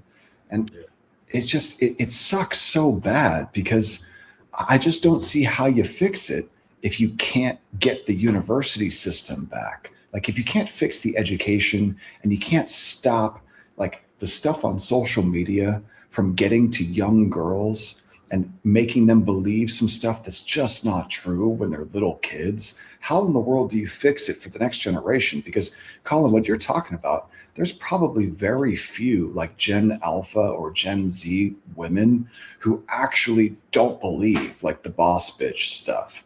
Like, I don't know, man. It just seems as though, like, I think they're waking up to it. I think a significant portion are waking up to it, and the ones that don't, they're not going to be happy. And so this is like, how much of this is our brainwashing too? And this, I always try and question myself, right? Yeah. How much of my negative experiences are coloring my opinions on this? For sure. And I do think that, like, when I go to dating apps, for instance, it's the most demoralizing, miserable experience. But when I was being raised, women were like, men just go through women left and right. Men are blah, blah, blah. And the guys I knew were just dating around. Like, you know, when I was, you know, pledging in a frat, like these guys, you know, the guys just dated around. That's what they did. Now it's the opposite. Women are dating around and guys are not getting selected. It's like flipped in that respect. We're totally demoralized. And I actually think that's counter to the nature of humanity a little bit. You know, one thing I've seen on the dating, I'm on one dating app, and I've seen about 30% of the women on there in their bio says, "Oh, if you're a Trump supporter, don't talk to me," or if you're MAGA, like it's all this anti-right So you know what we do? shit. We lie. 90% self-identify as liberal. We Like lie to about them. 90% of what I see on dating apps self-identify as being liberal. And I'm like, oh my God.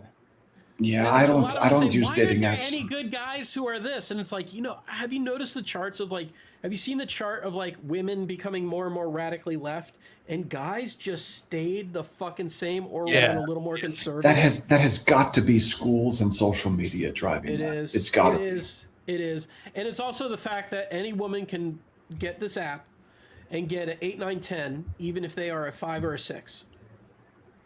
Right?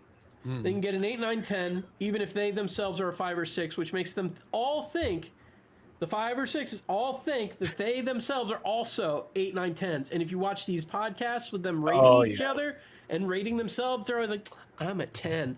I'm a 9. I'm at least a 10. I'm a and queen. It's like, bitch, you're not even a 5. Shut the actual fuck up. Right, How but delusional are you? But the delusion, exactly. The delusion is just, it's so wild, man, that you can believe something that is so detached from reality. And it's common. It's super common, man. I don't know. It's sad. It's the dating apps that are part of it. Like literally, it's dial a dick. Like it's like ordering a pizza only with you get an 8, 9, 10, and they're told to do it. A lot of women are told that this is not only normal but the right thing to do. It's a form of empowerment to them to recapture their sexuality. It's like, when did you lose it? So what's the incentive? So why would that even be a thing? Like, who profits from that? Who gains power from that? Who benefits from that? Who owns Bumble? A woman. Wow. Who owns Tinder? This is even going to get down a darker path that nobody really wants me to go down. I don't know. Google or something? Don't worry about it. Anyway, I don't know. There are special interests involved which want to destroy our society. I believe that into my core. I cannot prove it. No, but it's real. You can feel it, right? Because when you have such military might and you have such economic power, there is no other option but to attack societies. They literally attacked our freedom. I'm getting in conspiracy theories level. Think about it. That's what happened. They saw that we had lax immigration laws. They attacked that. They saw that we have enough of society that wants to protect minorities to the point where they said, "Oh, well, minorities can't get ID, so how are they? This is disenfranchising them to vote," which of course is the most racist thing you've ever fucking heard in your life. For the people who are saying they're not racist, and also very stupid on its face. Oh yeah, you ever see that street interview? Of course, yeah, where the guy is like. Yeah, where the guy's like, hey, and dude, that's from like 10 years ago. I think voter ID. Well, black people have a harder time to vote. No, so they were interviewing people. Black people have a hard time. You ask the white people. They go into black neighborhoods. Dudes are like, what? Yes. Like, I need an ID to buy cigarettes. I need an ID to buy liquor. But what's so funny about that clip that you're talking about is that clip, I think, there were a couple pieces of that clip where they're interviewing people in front of the gates of UC Berkeley. Like it's an iconic gate right there. And so they're interviewing people there. These are like the most far left, but those clips were from like 2010. And so like even just in 2010, like if you went and did that same interview now today, even the black people and the brown people would say, oh, probably they would agree with those sentiments. But back then, people were like, you don't think so? No. In fact, there's new polls come out that 73% of people support ID to vote. So I think that the only reason they're still pushing this, like in Virginia, thank you, Abigail Spanberger, you fucking cunt. The only reason my new governor is an absolute lunatic. The whole state just got captured on all angles by Democrats. My state just didn't she just come out of nowhere and win? No, somehow I never heard of her before, but that doesn't mean it's a state thing. You never know. Like the funny thing is she lost to she won against a black woman. She's a Democrat, and like their whole thing was like representation. Oh, yeah, but that's all fake. Exactly. If it's it's all fake. It's all fake. So like literally like they came in and I sent this to Veteran actually, the list of all the things that they did. At the beginning of the show, I went through a bunch of it. Yeah, and it's insane what they have gerrymandered my state already. Like that's the day one thing they did. They made it so that like 45% of the state voted Republican in the governor race, which by the way, only 55% turned out for the governor race, and 45% voted for Republican. It was actually a pretty close race.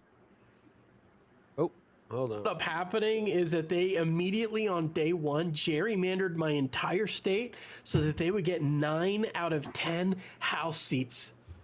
It must have been one of those glitches, Oh, they're just so full of shit. They actually made it so that you could do internet-based voting. You can vote by website now. It sounds so secure. Why don't we all do that? I swear to God, there's going to be... I am so done. Taxpayer funding for transgender surgeries, HB 1245. Reduced amount of time that the Commonwealth can compel a convicted criminal to pay court fees from 60 years to 10, SB 180. Just drastically reduce the crime of robbery. Like this, would you call this a narco tyranny? I call this an attack against. I think this is like them getting back at Trump because the largest population area is the one I live in, which is Northern Virginia. I live 12 miles from the Pentagon. And there's a lot of people who were fired, right? Check this out. Freaking this isn't racist at all. Bans most discretionary contracting under $100,000 from going to businesses owned by white and allow on the Supreme Court. What's that? Try that at the Supreme Court. See what fucking happens. This Supreme Court will just destroy that. They just need to bring it in front of them. But the thing is, they're inundated with bullshit in this. Like, okay, eliminate tax-exempt status for all Confederate history groups. I genuinely don't give a fuck. I don't know why any of these groups have tax exempt status. Like any of them that are in that category, fuck them, right? Like churches only. Even then, churches shouldn't have tax exempt status, in my opinion. Either pay your taxes or don't be an organization. That's my opinion. Or get rid of taxes. Which that's the better option. That's the better option. You get rid of tax. But like to specifically target Confederate-based stuff is kind of like that's more of a statement than it is an actual policy that makes sense. Like you know what I mean? A policy would be like to be categorical, but they're not categorical. They're just specifically targeting a specific type of group, which is allows localities to adopt rent control. It's history erasure. Huh?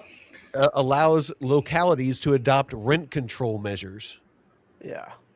So when you say history erasure, that is really important, man, because if you can change the definition of words, then you can change the history, and then you can just control the population entirely. I mean, that's what all those books are about, like 1984 and the other ones. There's 2 or 3 others. That's what they all have in common, is change how words are defined and then change the history. And then people become so confused that you can control them indefinitely. And that's what's happening, it looks like. But this is super scary, man, because if this is a blueprint for there's what so much crazy Democrats shit. want to do. Like, it's just a matter of time until, like, uni-party states like California start adopting all this stuff too, if they haven't already started to adopt it all. And like, dude, this is where they want to take us. What we're reading right here, this is where they want to take us. And there's nowhere to run. Europe is done. I think Europe is done. So where do you go?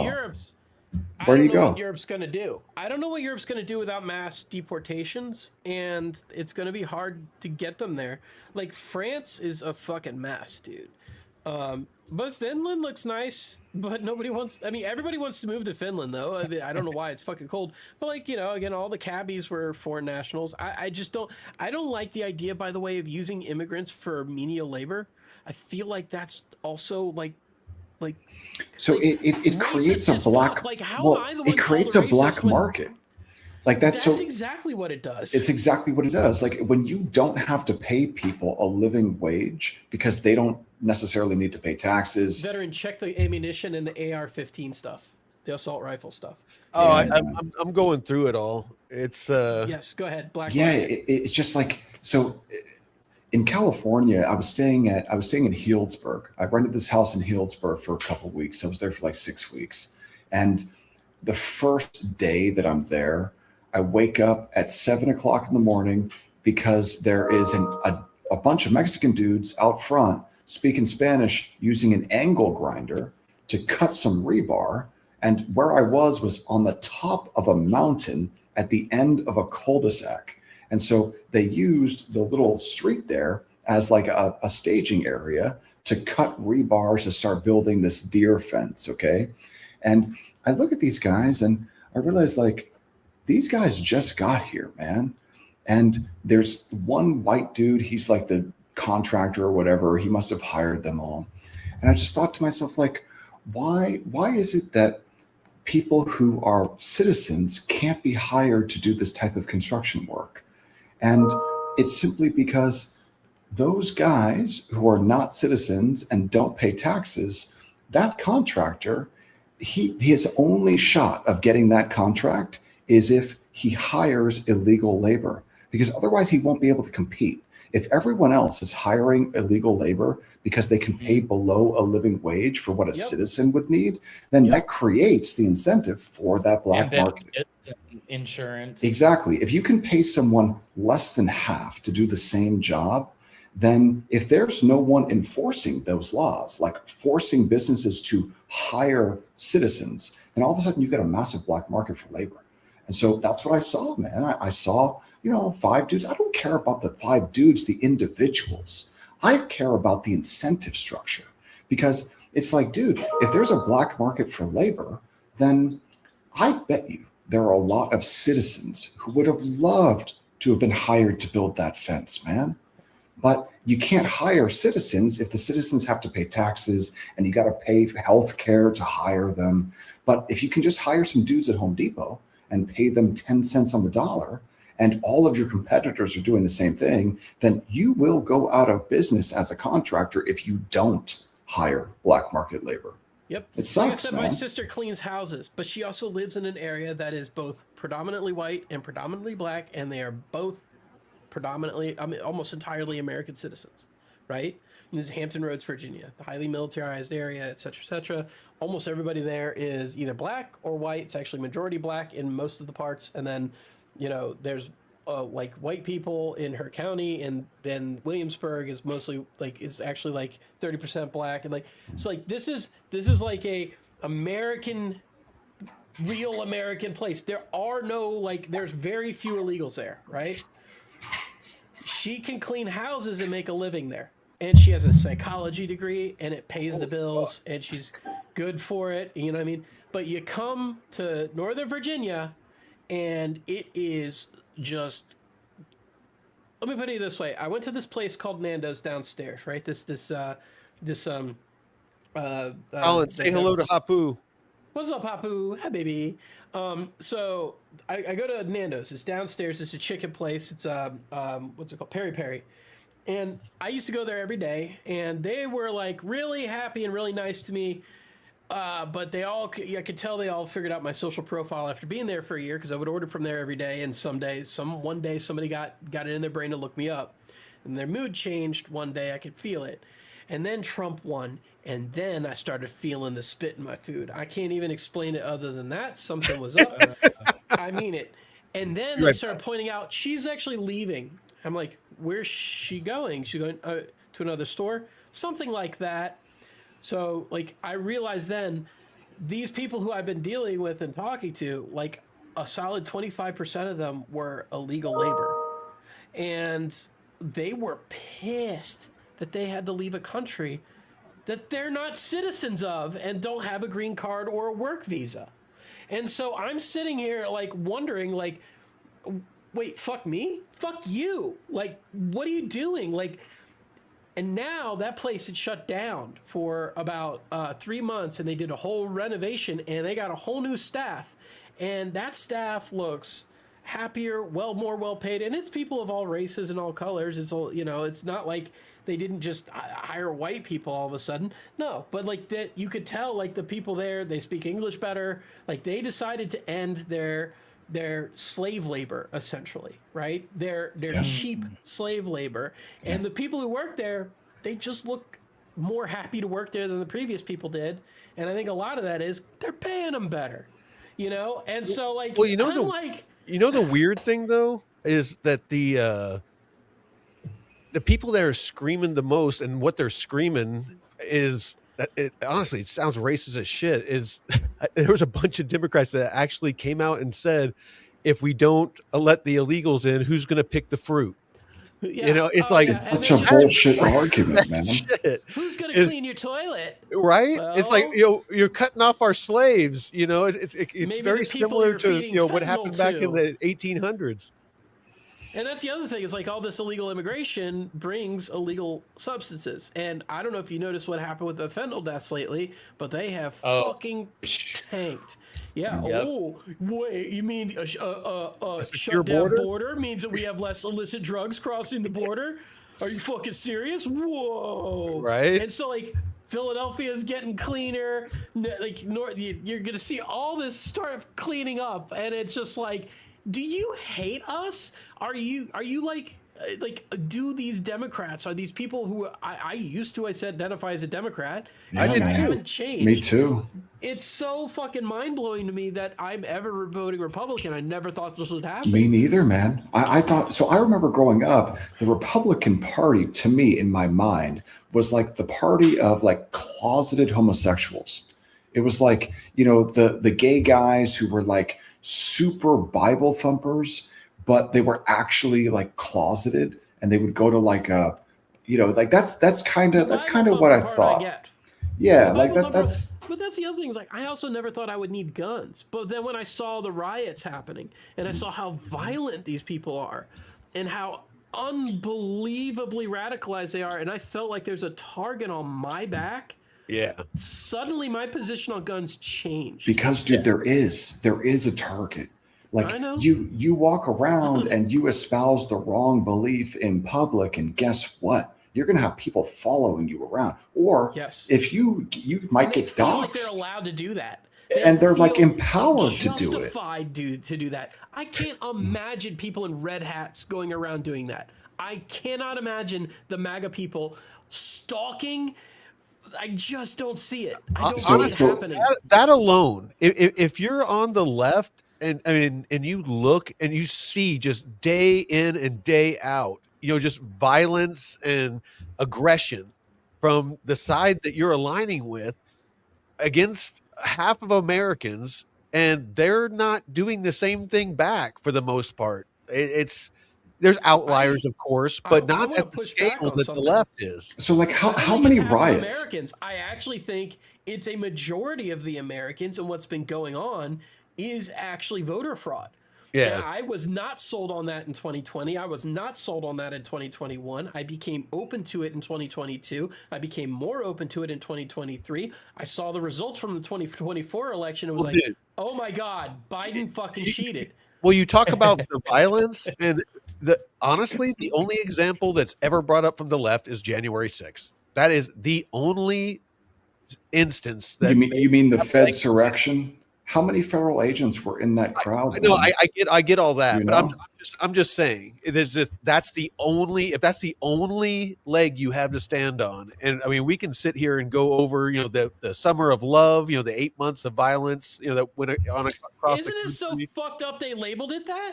Yeah, but at the same time though, like if it's true that It's election newspeak. was It's stolen, 1984. like if that election was really stolen, and it looks like it really was, then those people that were there at the Capitol on January 6th, they were justified. They were justified, and they were true patriots for being there.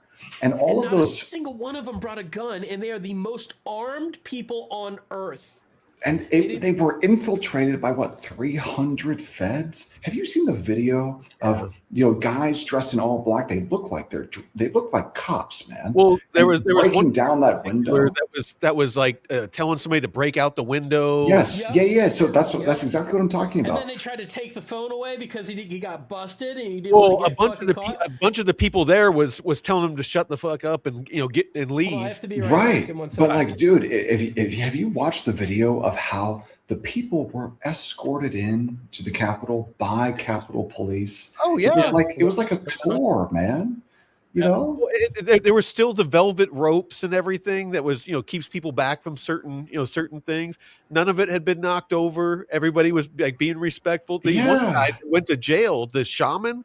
Yeah.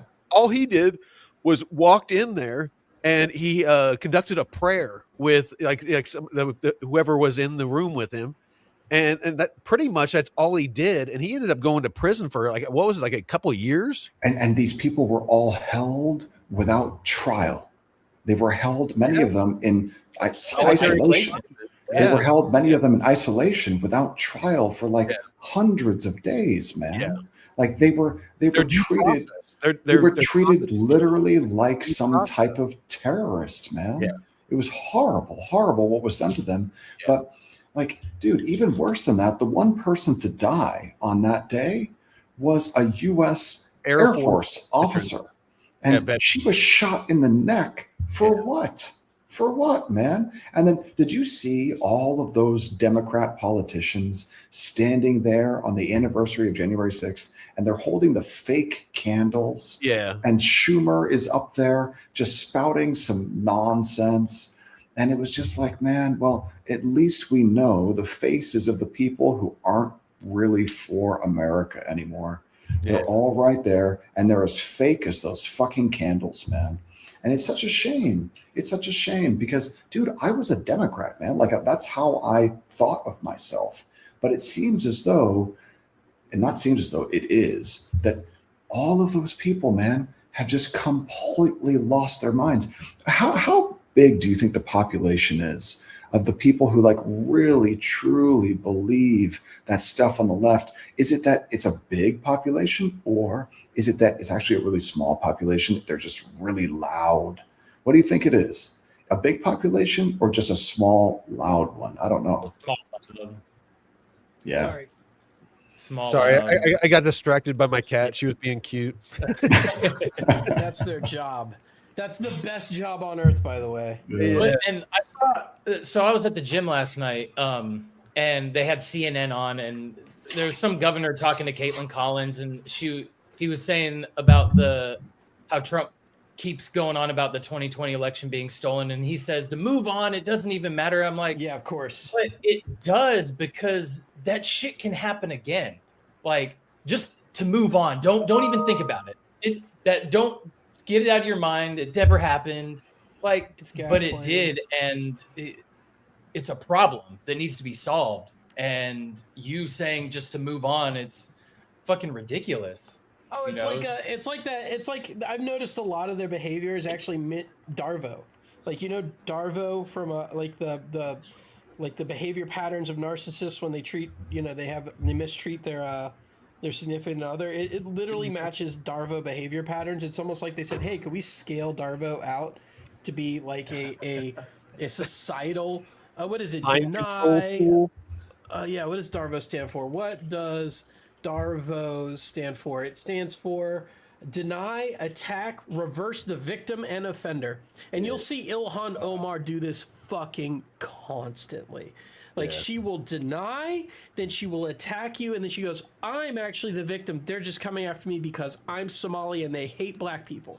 Yeah. And it's like, bitch, you defrauded billions of dollars out of the taxpayers' money. Yeah. Fuck you. This ain't about where you're from. Yeah. Like, I don't feel this way about any Hondurans because guess who's not doing this? Hondurans. Oh, yeah. You know what I mean? That's kind of like what they're doing with that. That's why. The 5-year-old that was detained by ICE when his father is illegal and ran and abandoned the child in the freezing cold. And now they're like, this 5-year-old was detained by ICE. Look at how terrible. And you're like, wait, what actually happened? Oh, like, oh my, and you have AOC talking about it. And the whole, the Democratic page on Twitter was fucking posting. It's like, you're perpetuating this bullshit lie. They conveniently leave out key information. It's like, they detained the kid because, like you said, the dad took off, and they're not just going to leave the kid out in the cold and take off. They're going to take the kid into custody to make sure he has that. So Daniel Kahneman, you guys, he's a Nobel laureate. He wrote a book called Thinking Fast and Slow. And in that book, you've got system 1 and you got system 2. And system 1 is the fast emotional part of your brain. System 2 is the slow logical part of your brain. And I teach this in the trading courses that I've written. But I think that what's happening is they always use some type of emotional trigger. Like they want to get you some type of emotional thing going on. And that gets the fast emotional part of your brain to override the logical slow part. And then that way people can be easy to manipulate. And that's what happens, man. I feel like we talked about this earlier. We did. Speaking of slow and fast, have you seen Lena Seish? She's the wife of Seish, the wife of Samson Mao, creator of Litecoin. Vasily Saisov, the sniper from Enemy Behind the Gates. No, Lisa Seish. She's the wife of Samson Mao, and she's been putting out videos that are kind of disturbing to me. Why is that? She's extremely right wing, in a way that I'm actually kind of like, we got to be careful, guys. Here's the deal. It's easy to look at one side going crazy and then immediately go instantly crazy on the other side, right? And this is our emotional response. This is our gut reaction is to vilify literally everybody. My gut reaction is to and I do it often. But it's also important to check that we check each other and check ourselves and go, look, these people are victims. They're victims of broken ideology. Absolutely. They're victims of this, and we could easily be victims in return in the other side. Dude. And it's easy for us to fall into the same thought patterns that they are. And the trick is never give your loyalty to anything other than the Constitution of this country and the laws that we put in place. If you give your loyalty to Trump, if you give your loyalty to a man, you fucked up. She's pushing for kings. Her argument is to dismantle democracy and push for kings. This is a very serious problem that she can make a good argument for that. So I would like to return to like a real constitutional republic, because we're not supposed to be living in a democracy, right? Yeah. It's supposed to be a constitutional republic. We've never been a democracy. We still aren't. We never, that's not even what's happening. We're not even by the way, I want to point out, it's very strange to me that the Save Democracy folks are the ones who are throwing the biggest fit when democracy made a decision and said that they want illegal immigrants out, and they made a decision that said that they want to stop the socialist policies and they want to close the border, and made the decision that they want to end fraud, and these people don't like the results of democracy, and what's the first thing they do? They just call everybody a fascist. Right. Well, because democracy is what their version of democracy. What democracy is mob rule. Yeah. The tyranny of the majority. Yeah, man. It's the hive think, and if you don't think, like you guys were talking about earlier, if you don't think like we do, then you're wrong, and you're a Nazi, you're a sexist, you're a homophobe, you're whatever, transphobe. They label you something, because you're one of them. You're not one of us. You're one of them. Is it the Starbelly Sneeches? You know, like yeah, man. I think what Colin was saying is totally right, though. Like, just because we believe that we're correct in our viewpoints, whatever they may be, doesn't mean that we're not totally wrong. Like, it is very easy for humans to fall into the same fallacies and cognitive biases over and over and over again. Even if you know what they are, you're still going to fall for them.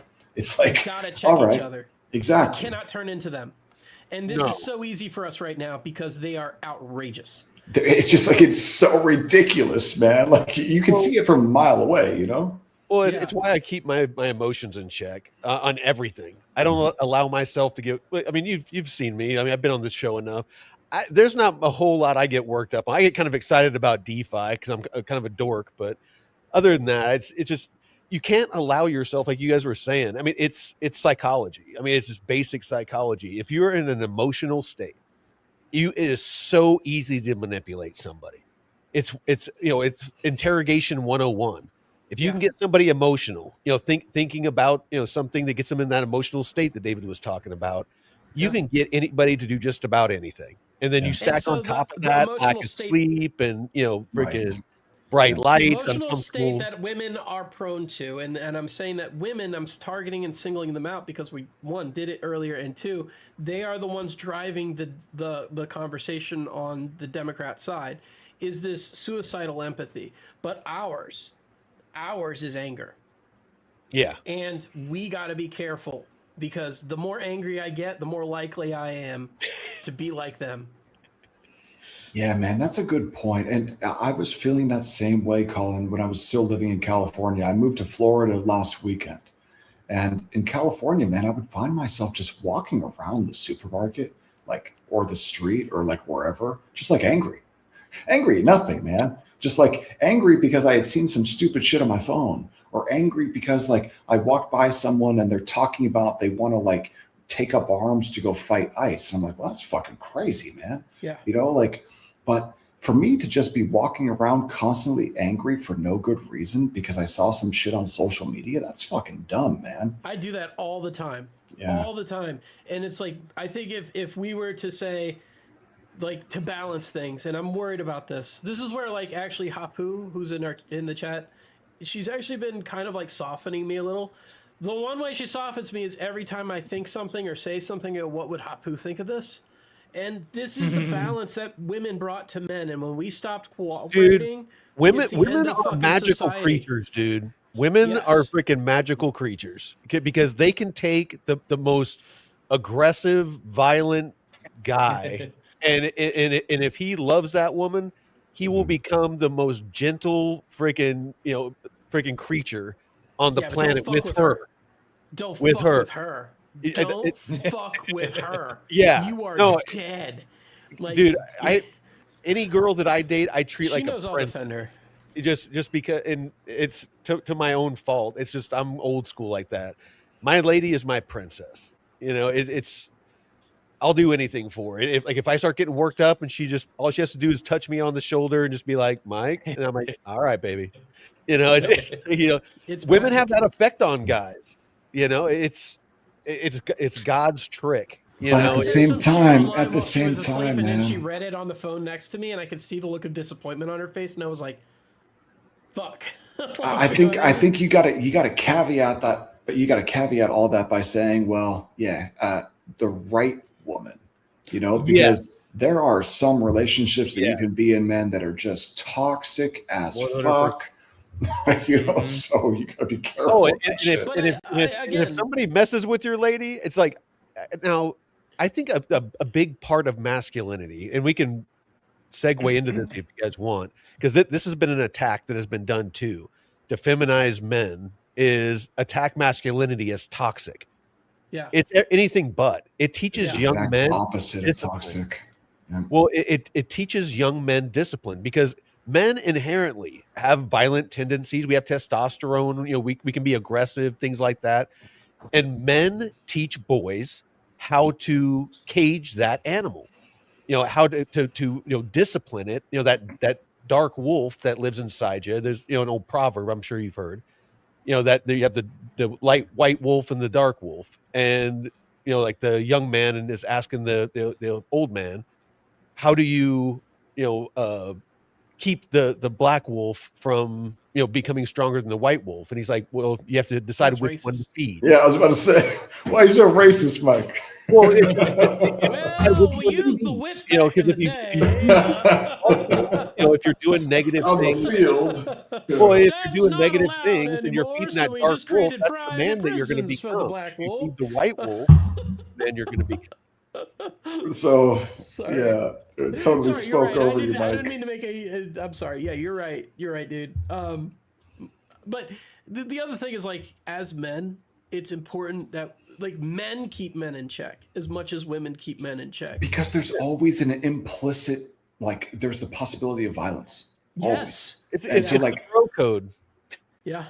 like if Yeah. you know that, like, hey, there's always this possibility of violence if I say or do the wrong thing, then that's going to keep you in check. And if it doesn't, you're going to fuck around and find out real quick, and then you won't make that mistake again. I guarantee you. Don't get me wrong. I've found out a lot, and I continue to find out. But, like, that's just because that's how I am. And, like, you got to be willing to take the consequences. But when they're your friends, it's important that you go, hey, buddy, maybe you should not be that way right now, because it's just not going to work. And I think we can't depend on, like you said, there's a lot of toxic relationships, but there's a lot of toxic women right now, an absurd number. And so it's important that if we're going to start changing the conversation, we don't become them, their version of them. And this goes back to what I said: don't be loyal to a man, be loyal to the Constitution. Yeah. Don't be looking at this. Always look at the system. Don't look at the person. Definitely, just try and keep each other from becoming that, because we are it's very easy for us to flip over that line too. And we are not immune to it. We are not at all. History is full of men going equally as radical. Right now, it's all women, almost entirely women and soy boys. Yeah, man. And what's the deal with the soy boys? Like, why is it that there's so many males who just seem like complete bitches, like everywhere? Because they were raised by only women. They didn't have a male influence in their life. It's Adam Carolla was talking about that recently. I disagree. My dad was. Go ahead. Were all these people at, like, these Antifa kids, that when they actually get confronted with somebody who is gonna fucking punch them in the mouth, like, they didn't grow up being physical or with any consequences. There were no consequences for their actions. They were just, everybody gets a trophy and it's okay if, whatever the case may be. Like, there's a lot of people that didn't grow up with an ass whooping. Like my dad, if you talk back to anybody, like, it didn't even matter if they were family, like, you don't fucking talk back. Or dude, I had to pick a switch. My great aunt, if I didn't say yes ma'am, no ma'am, if I said what instead of pardon me, I had to go pick a switch, and then I had to bring it to her, and she'd whip the shit out of me with it. I couldn't even put my elbows on the table when we ate dinner. He would fucking smack her, like, get your fucking elbows off the table, like shit like that, Don't chew with your mouth open. I actually get raised that way. I But, got raised. and if you talk shit to somebody, it was face to face. You weren't behind a screen, and you had to back up what you said. If you wanted to get cocky, you might get popped in the mouth. Yeah, I got popped, but like, literally, like, that's how I learned, through mutual friend socialization, right? It's like, or I wouldn't even call them friends. I just had guys who just would be like, "Are you mouthing off to me right now?" I'm like, "Fuck yeah, I am, motherfucker!" I'm like, "Oh yeah, you hold me back, hold me back." Nobody's holding me back. I'm like, like, yeah, I mean, like, eventually you just have to learn, to take a punch. But anyway, the point is that, like, I just, as a counterpoint, I was not raised that way. Both of my parents are psychologists. Okay. Oh damn. Yeah. Well, I say psychologist. They're therapists. My mom's a psychiatric nurse practitioner. My father's an LCSW. My mother's also an LCSW.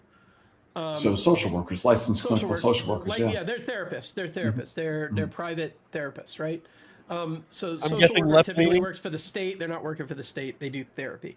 I'm guessing left leaning, Colin. Yeah, we don't get along anymore. But I feel you, man. I know what it's like. I'm laughing because I've been there. my mom's a bra burner. You know, my godmother's lesbian. You know, like I kind of question that sometimes. Like, Mom, she was your roommate for a while. Anyway, so like, yeah, I'm like, Mom, do you like men? She goes, I like men. I married a man. I'm like, that's not what I meant. That's not the same.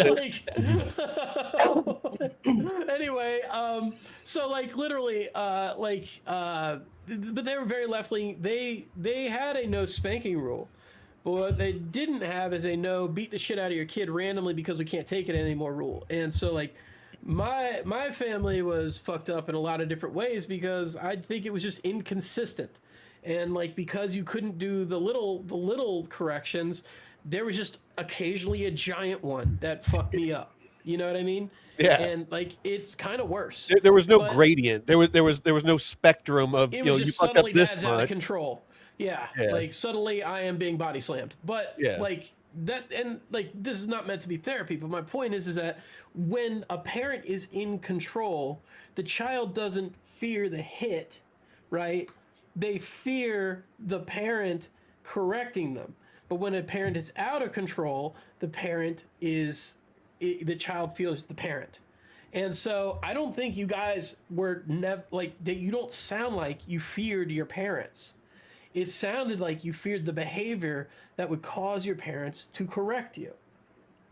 Honestly, I didn't fear any of it. It was just kind of, that's how everybody's family was. It's just, and if you were at your friend's house, corporal punishment was on the table. If you lipped off to, your friend's mom, it was just agreed amongst the parents that they can give you a pop in the mouth. Oh yeah, my friend's dad smacked me. Me and my friend got into it. He fucking pulled us out of the truck and fucking smacked us both. And it taught people consequences to your actions and your words. It just. So the irony of this is like my mom would have fucking sued, but my mom has hit me. You know what I mean? Like you know what I mean? She would have fucking sued that parent. Like she would have sued the pants off. Yeah.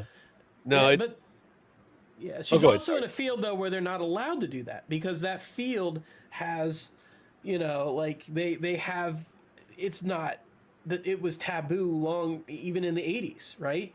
You're not supposed to do that shit. As a therapist, you could lose your license to practice.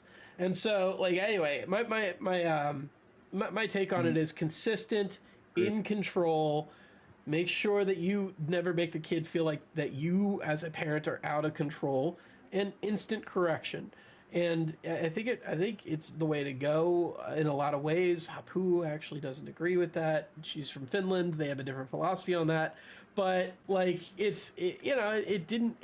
I saw kids who got whoopings and they turned out fine. We've been doing it for millennia. Turned out fine. Dude, my dad was a drug addict and alcoholic, but he was a little more aggressive because of how he was raised. So he was a little bit intense at times. But that was that. But when I was up until I was 13, and then after that he got sober and started easing up a little bit. But like I hated him for a long time. But looking back, I definitely appreciate the discipline. Yeah, but there was the structure that he gave you. Your father was a little out of control. Like in that, dude, I even remember in school. That's the key. They used to have paddles in schools. Like you could get paddles, like a big wood paddle. Yeah. Keep baby powder nearby, so it makes sure it gets a little extra thwap on it. Yeah. I know. No, they used to whoop your ass. So you could get your ass kicked at your friend's house, at home, at school, by adults, by kids. There was danger everywhere when we were growing up. We were drinking out of hoses. It was off the chains. Why can't we drink out of hoses anymore? What's going on with the hoses these days and we can't drink out of them? Right? Yeah, it didn't give me cancer. Anyway. I can drink out of mine. Well, and actually, you know what? I was but like they tell us not to. Michigan, so that probably explains a lot about me. Do you guys think that raising kids in the way that I think it sounds like all of us up until maybe 13 or 14, we had some type of discipline instilled in us, maybe in different ways, but you knew not to mouth off to people because of it. Do you think that there's maybe not? I mouthed off. No, yeah, I did. I did after the age of 14. But up until 14, I never did. Up until 14, I never did. Like I was a straight A student, very straight edge up until 14, and then things changed. But do you think that that's even possible now with social media? Do you think that, like, because kids have phones and tablets in front of them from like the time they're 1, do you think that parents even have as much of an influence on their own children anymore? No. I don't think so there's this either. thing in Newport News high schools that's kind of endemic. Real quick, the garden hose. This was actually, I saw this yesterday. Nice. Blind taste test finds 9 out of 10 men prefer water from a garden hose. Dude, there was nothing better than playing outside and freaking just being able to run over to the hose and just siphon on that thing. It would always taste kind of funky, you know? The hose water always tastes a little funky. Because the water had been like cooking inside the hose for hours. Let it run for a minute because it'll be hot as well. Yeah, you had to let it run for a minute. You definitely had to let it run for a minute, or else you got like a mouthful of hot water. But no, like in high schools at Newport News, where Virginia, this is like kind of the area I'm at. I met a school teacher there. You pretty much can't be a school teacher there unless you're like gang affiliated, and you're not going to survive. So like he's a math teacher who's gang affiliated. He works with the school system, has 2 master's degrees in education, is shocked to death that nobody wants to hire him outside of this area. But he's I was talking to him. I met him through Twitch. We went to the same elementary school, by the way. And these kids don't pass. So just to talk about the education standards here, these kids all straight fail all the way through to high school, and they just have to pass them because they can't hold entire grades back. Okay, that's one thing. Second thing, they have Colin, we were talking about this earlier in the call. 3 to 10 fights in their schools every day. And I don't mean small fights, I mean big fights. And the reason they do this is because the kids set up web pages where they post videos of themselves fighting, and they rank the videos of the day to see who has the best beatdown. Dude, I'm not gonna lie, that sounds like a lot of fun. If I was like 12 or 13 or 14. Like it, yeah, but you get what I'm saying. Like this is chaos. Like this is fucking chaos, and that's the social media comment I'm harkening back to. Yeah. When the incentive model changes to the point where whatever happens online is more important than whatever happens in your face. Like this. Yeah, is dude, but insanity. also like the dopamine system is completely smoked out. Like if you're on a device from the time you're a little kid and you're watching this short form content that gives you a little dopamine hit every couple of seconds, and then all of a sudden you're confronted with real life. Like the kids, from what I've seen, can't focus on shit, which means you can't learn anything. You can't focus. You can't learn anything. You can't retain any information. And it's what you're saying. That's by design, dude. Oh, for sure. For sure. Yeah. Do you think that it's recoverable? Like if there's an entire generation of kids that are just like a generation or two, but you have to take away all the factors that caused it, and it's going to take a generation or two to undo that damage. But bro, we've got retards entering society who can't read or do basic arithmetic. Like, dude, what type of jobs are they going to do? How to do this without telling parents what they can and cannot do for their own children. Well, and I don't want to go down that road. I don't want to say, hey, kids are not allowed to have cell phones that have screens on them until they're like 17. Like, yeah, you'll end up with like an Australia situation where they say we're going to ban all social media except for Blue Sky. Like, great. Did they really do that? Yeah. So like this is where I'm like, they really did that. Australia's lost. Oh yeah. Like 20 years back, Australia was the most based country on fucking earth. You would see these guys on the Today Show cracking jokes, and you're just like, yeah. Now it's just like, it's like, oh my God, this is why we cannot let women overrepresent in government. I was about to say the same thing, man. It's always you look at the people in power, and it's like, oh look, Karen. There's another Karen. It's like they're everywhere, man. and they're all in positions of power, and they all have horrible ideas, and it's all the same set of horrible ideas. And they don't produce value angry. because government's job is not to produce value. Government's job is literally inhibiting value production. It's fucking crazy. And so these people have college degrees. They can't produce any value. So where the fuck else are they going to go? You know, your feminist basket weaving course ain't going to get you nothing but a fucking genders program in, you know, like in the government, which then of course you work up to governor.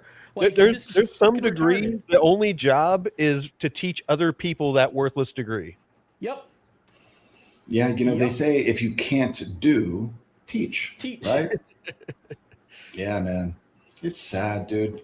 It's sad. But you know what? You move to a beautiful free state like the state of Florida, and everything is all good here, man. I'll tell you, just going around just over the last week, the handful of times that I've, been out and shit, it's just better, man. It's just I got my better. eye on Tennessee. Yeah. Tennessee, no property tax, just like Florida. It's just Pigeon Forge and like nice gun laws, nice big land, mountains, like it's chill as fuck. I liked it. I liked Tennessee when I went there, man. Florida is nice, but like I don't want to deal with the hurricanes, you know. Yeah, and, like, I lived in Florida for a while. It's nice, but I wouldn't want to live there. Yeah, it's nice. I love Florida, don't get me wrong, but it feels like one big amusement park, even though the whole state's not like that. You know, and also alligators, fuck alligators, man. I'll take a bear over an alligator any day. I saw bears when I was in Pigeon Forge. You know what they did? They just fucking ran away. Like it's just alligators will be hungry and just be like, I want your child now. Like it's just too hot and too humid. Yeah. Yeah, I've got nothing to complain about here, man. Nothing at all. You know, I think it's probably just because the moment I landed, in fact, before I even landed, like when the plane was about to touch down, I got this feeling of like release and all that anger I was telling you guys about, like just from like looking at the cell phone and like seeing stupid shit in California. All that is just completely gone here, man. So I don't know. I'll take the good with the bad. If there are hurricanes and fucking alligators, so be it. It's better than being angry all the time for no reason in California. I get it. The women are prettier there too. Yes, that too.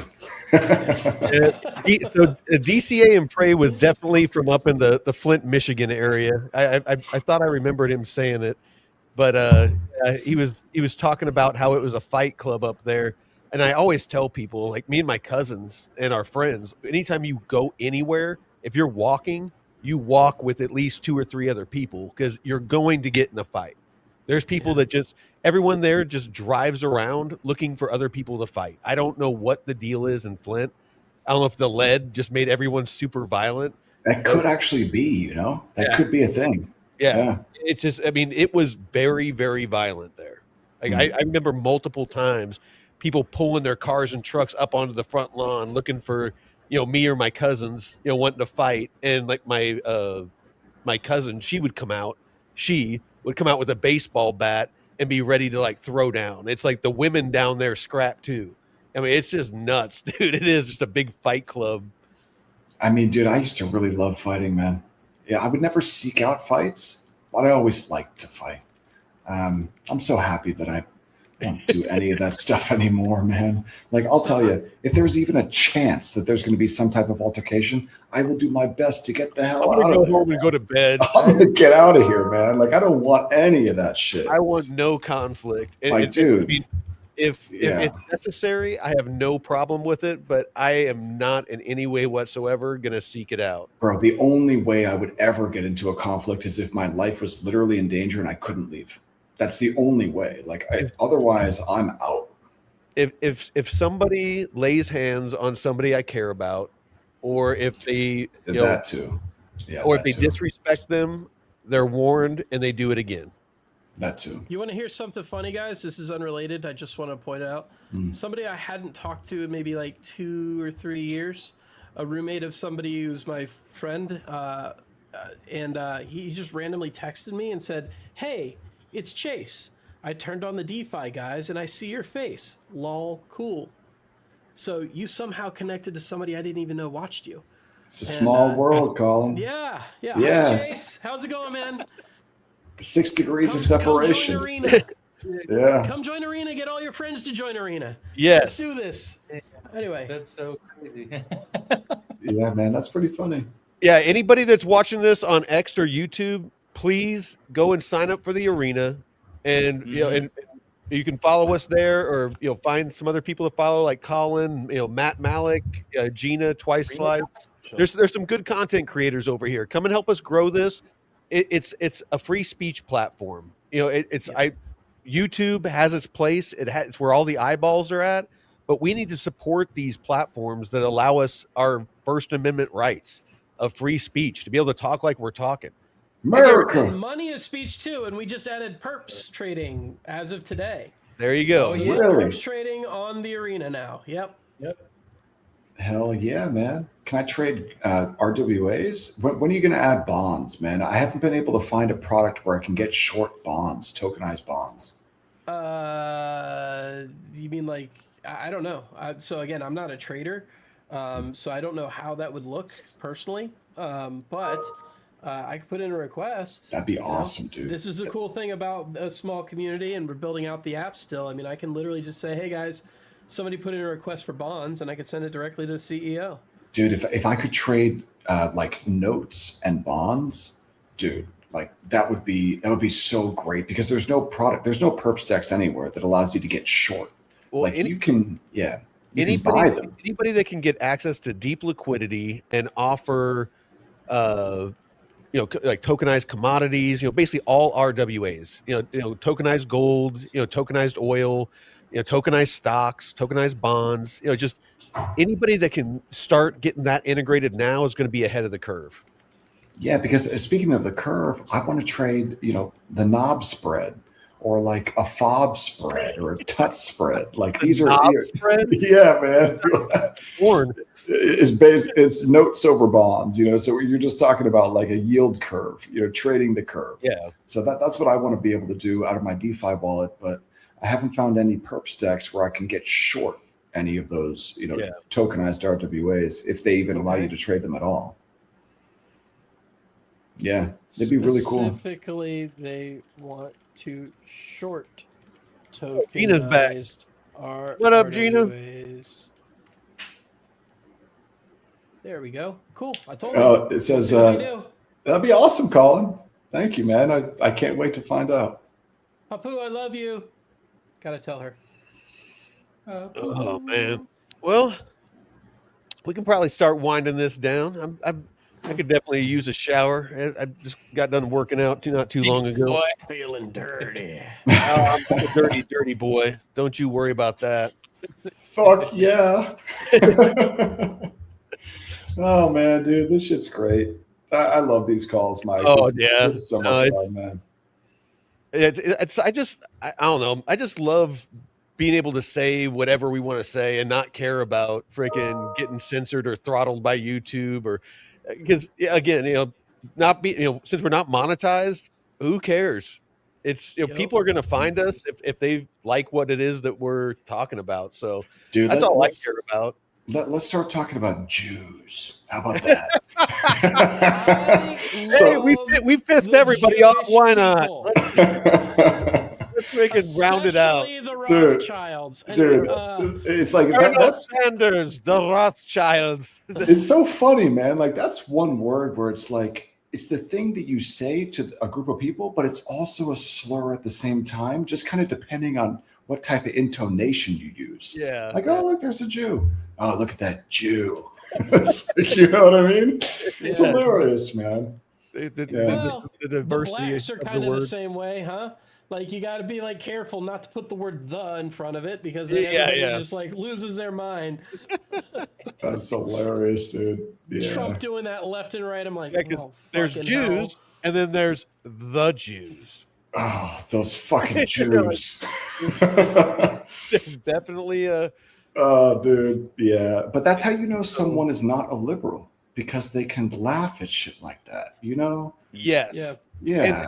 And honestly, the right's pretty protective of Zionism right now. Like Israel is the right's like baby at the moment, and like I don't like what's going on in Gaza, and I look at the history of that whole situation, And I think it's pretty black and white. Like, not many things in this global geopolitical situation is black and white. And when I look at Israel, I go, that's black and white. An entire people are getting fucked. Every time I don't see it that way. You have to take a drink. No, this could be a great conversation. So, I really don't see it that way. I remember being in Israel in 2015, right after one of the battles or whatever, and they bust us into Sderot, which is a town right on the border of Gaza. And I was on this trip called Birthright. Okay. It's paid for by some, a casino magnate, billionaire. I forgot his name, Adelson or whatever. Yeah. And the whole point of the trip was for young people to meet like wives. Like that was the whole point. Like was for people to get married and make aliyah and join the military. And so I'm there, and there was a bunch of Air Force officers that herded us off of the bus. They've all got weapons, and they like herded us into this bunker. Okay. And the bunker was a JDF bunker, this massive bunker. It's like a football field. And inside the bunker were women and children on specially designed playground equipment. And the reason why they needed to be inside of a bunker is because the people in Gaza were shooting over rockets and mortaring them constantly. But I would too if I was one of the people in Gaza. And here's why, is because in 1947, right? I understand. Obviously, you have like that whole tie to that region. I'm getting that region. Sure, that's fine. Sure. Yeah. Just to be clear, I am not considering myself to be anti-Semitic. Oh no! I never like no. I just people aren't the same thing as a government. You don't, Colin. You don't have to preface any of this. Yeah. Like, I kind of do. So, I don't think so. I feel like I actually have to, because if I don't, I get accused of things that I'm not.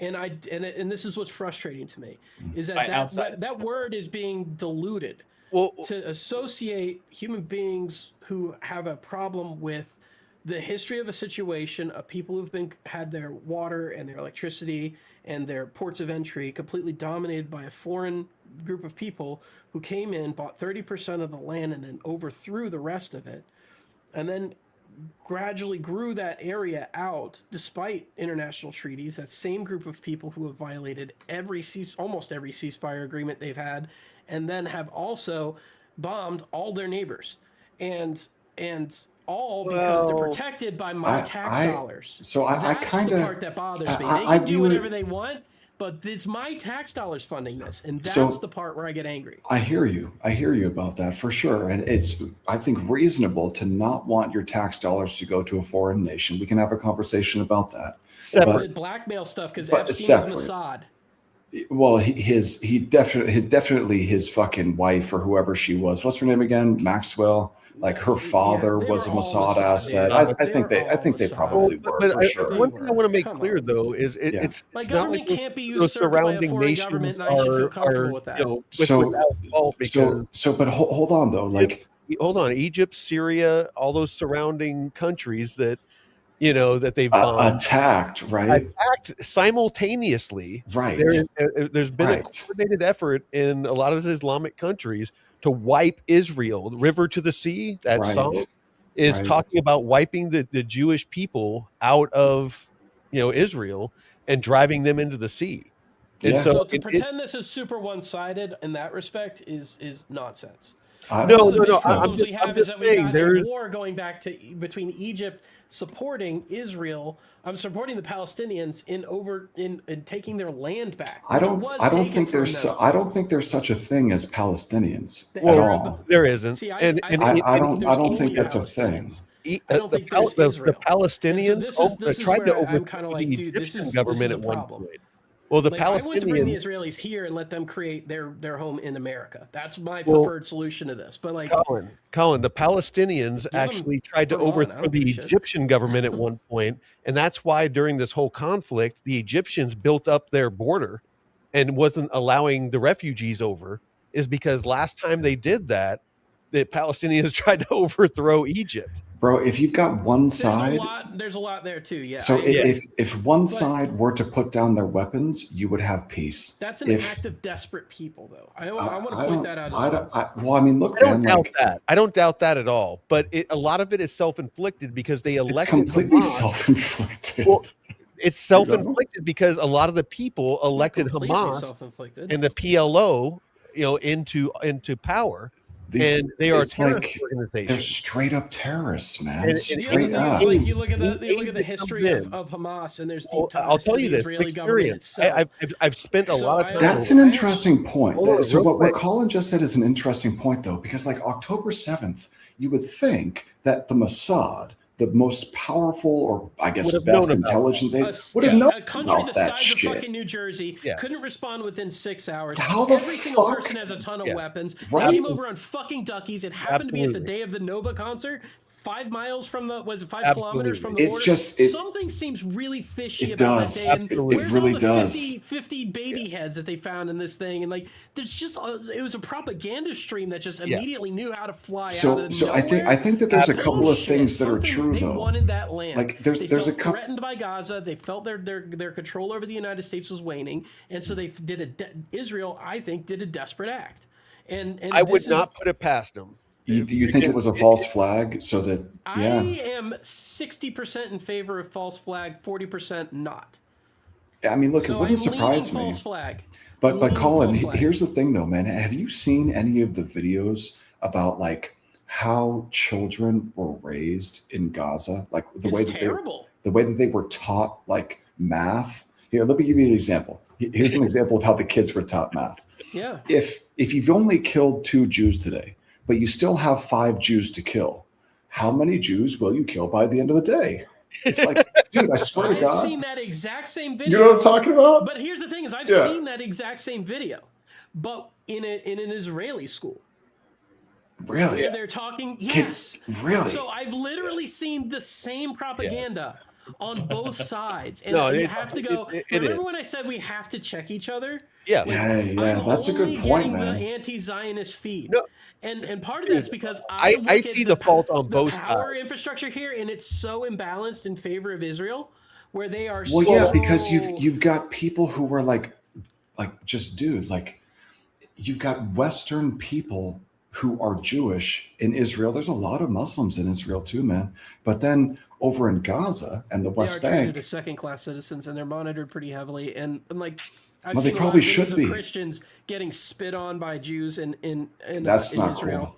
Cool. Yeah, it's not cool. No. And like, this is the thing. I'm an atheist, so like to me, like I don't even give a shit about Christians. I just know what a racist, fascist dictator state looks like, and it checks off all the fucking boxes. When you talk about the fascism, though, like, dude, during the pandemic, the Israeli government response to COVID was one of the worst. I mean, the people there were like forced to get all sorts of, not just the vaccine, but all sorts of boosters, man. Oh, Pfizer was speaking of the right of return, launching pad, right? You know about the right of return, right? I think you do pretty know intimately. They come over and they'll take houses from Palestinians from the West Bank, and I've got this video of this like fat guy going like, well, if I don't take it, somebody else will, and it's like, the person's like, literally, we were friends and neighbors. Why are you taking my house? Well, I'm calling right to return ownership on your home. And they're like, you're throwing us out of our home? Yes, because if I don't, somebody else will. And they're like literally, like, you're just stealing our home. And like, this is not like, the power dynamic is so much in favor of Israel, where they controlled the electricity. The first thing that happened when October 7th happened, if I may, the first thing that happened, what did they do? They cut off the water and they cut off the electricity. The question you have to ask yourself is, why was Israel in control of Gaza's water? Because Gaza is run by terrorists and wouldn't set up the infrastructure for their own people. Supposed to be a sovereign, separate state, but they never were. But they don't. This is my point. Colin, it's literally a choice of Israel that you can't equate these two people. I spent 22 years in the military, a lot of it over there. So let me speak from a place where, I mean, I've seen and I've trained with their military. I have intimate knowledge. So basically, what David's saying is true, is all of the aid that is sent to Hamas, the political party that's in charge there, all of it is spent on fighting Israel. So there's no infrastructure that was built.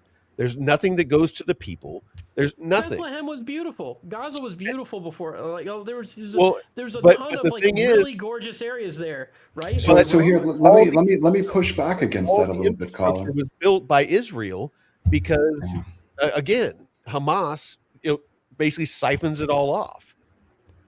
So that's why they were. What I'm saying is that's why Israel was in the thing that's control of bothering it. me right now is there's people alive today who have survived the Nakba, right? And you're not even allowed to use that word in Israel. It's literally a banned word in Israel. There's people alive today who survived that. And there's videos of IDF soldiers gloating about eviscerating and raping women and treating them like animals who are alive today. These soldiers from the Nakba are alive today, gloating about this shit. And like, I understand war, but this wasn't a war. These were tent people who got fucking destroyed, and you're shocked that they're angry. You're shocked that they're angry. Like, this is like, why did they have to be forced in this option of a two-state solution when the truth of the matter is Israel was granted this by Western powers because we felt guilty about the Holocaust. These people had nothing to do with the Holocaust. Why are they getting fucked? Well, because these people have no interest in actually laying down their arms and joining society. All they care about, it seems to me, is using children as shields so that they can launch rockets. And that's what it seems like. Is insane. And I'll tell you why. Why is that? Tell me. Because here's what IDF is doing when they make that argument. A man goes home to his family in an apartment building where he has children, and they bomb that apartment building because they identified him as Hamas, taking out everybody else, and they go, well, he's using children as human shields. It's not like he's holding a child in front of his face. I don't know, man. It's a bullshit narrative. That is propaganda. Hamas builds their headquarters under hospitals and exactly right. Schools. Exactly right. They do that intentionally. They do it intentionally because it's a propaganda tool. And again, I'm not saying Israel is guiltless. If we did that, I would be pissed at my own country. But Colin, this just speaks to the level of evil that these people in Gaza are willing to stoop to, like to put all of their military installations. If you put military installations underneath a hospital or a school, and you're using children for the sole purpose of propaganda whenever it gets bombed. Exactly right, man. Like that's the whole point. Israel usually gives warning. You don't have the tactical capabilities to go get them in the hospital? Bro, guess what, dude? I would bomb the shit out of every fucking hospital if there are weapons underneath it that are being used to murder my citizens. Israel, I don't know how often they do it, but they do. I know that they do at times. They give advance warning of when civilians can get out. But they haven't been doing that ever since October 7th. Maybe not, but I'm just saying that they have in the past done that. And this is kind of part of the problem, is that like all the rules went out the window for something that might even have been a false flag attack to justify the taking over a land because they knew they were losing their power within the United States and their shield. Netanyahu definitely had a problem there in Israel before October 7th. He was looking at potentially going to jail, it seems like. Yes, but that's another thing. Yeah. But regardless, man, what happened on that day was like 1,500 people were raped and murdered, bro. Yeah. And so and the way that it was done, it wasn't like they got shot in the head, bro. It was fucking horrible. Yeah. And so like anything that, there's one side. I'm a little iffy on the rape thing, but I do think that there was I have not. Well, you can go watch the videos, bro. It's on camera. Send me a rape video. I'll take a look. I've seen one video where a chick looked like, at first I thought it was blood, but now it looks like she just shit herself. And that's probably because she was getting raped, man. Well, I don't rape people when they're shitting themselves, but I'm just saying, anyway. Dude. But my point is like, this is kind of like, all right.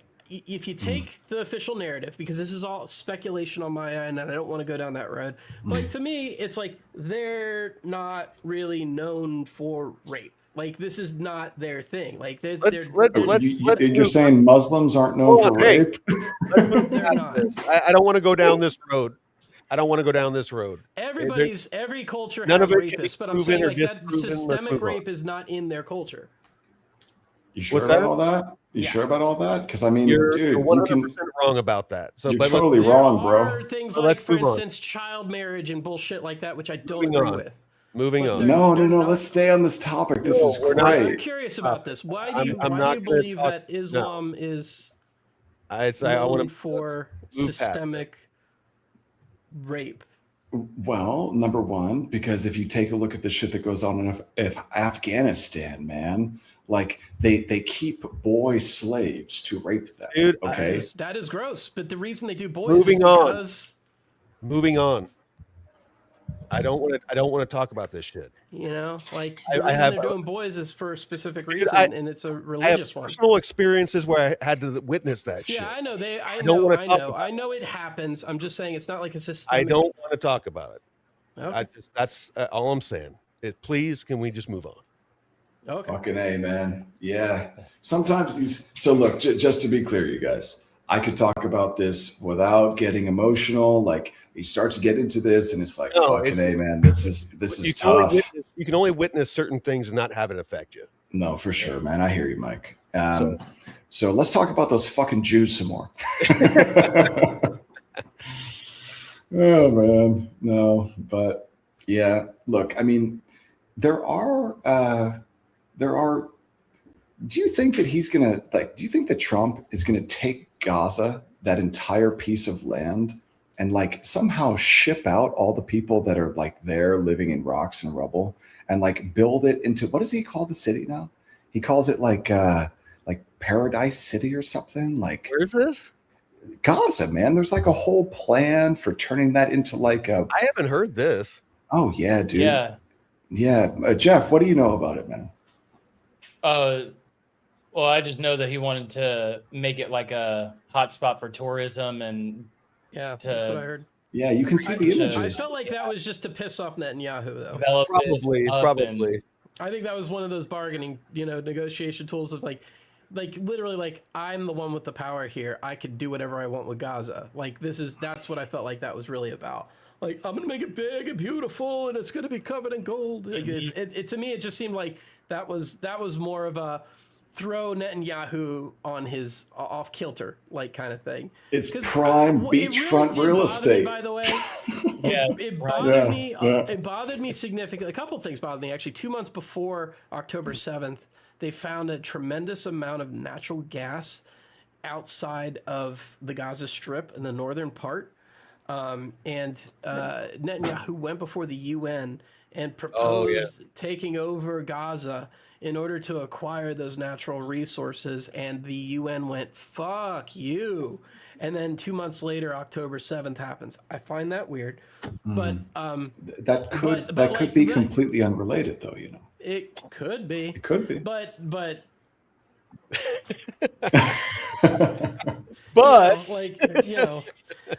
but it's not off the table. But anyway, but like, look, governments are fucked up, and they do fucked up shit. And this has happened throughout history. Look at how Americans treated the Native Americans, right? And I'm not about to give the Native Americans their fucking land back. I'm not. No, dude. So have you read that book? This is a very similar situation, in my opinion. What was but the it's name so of it? recent that you cannot ignore the anger that they have, and that anger is valid. And like, they just happen to have really good tools at their disposal, except they don't get through the Iron Dome most of the time. Like, almost none of them. It's like 0.01% of all bombs or something go through the Iron Dome. I don't think that their anger is valid at all. I think that you've got like a Western population that is fighting an existential threat, and it's either you defend yourself or you will be exterminated.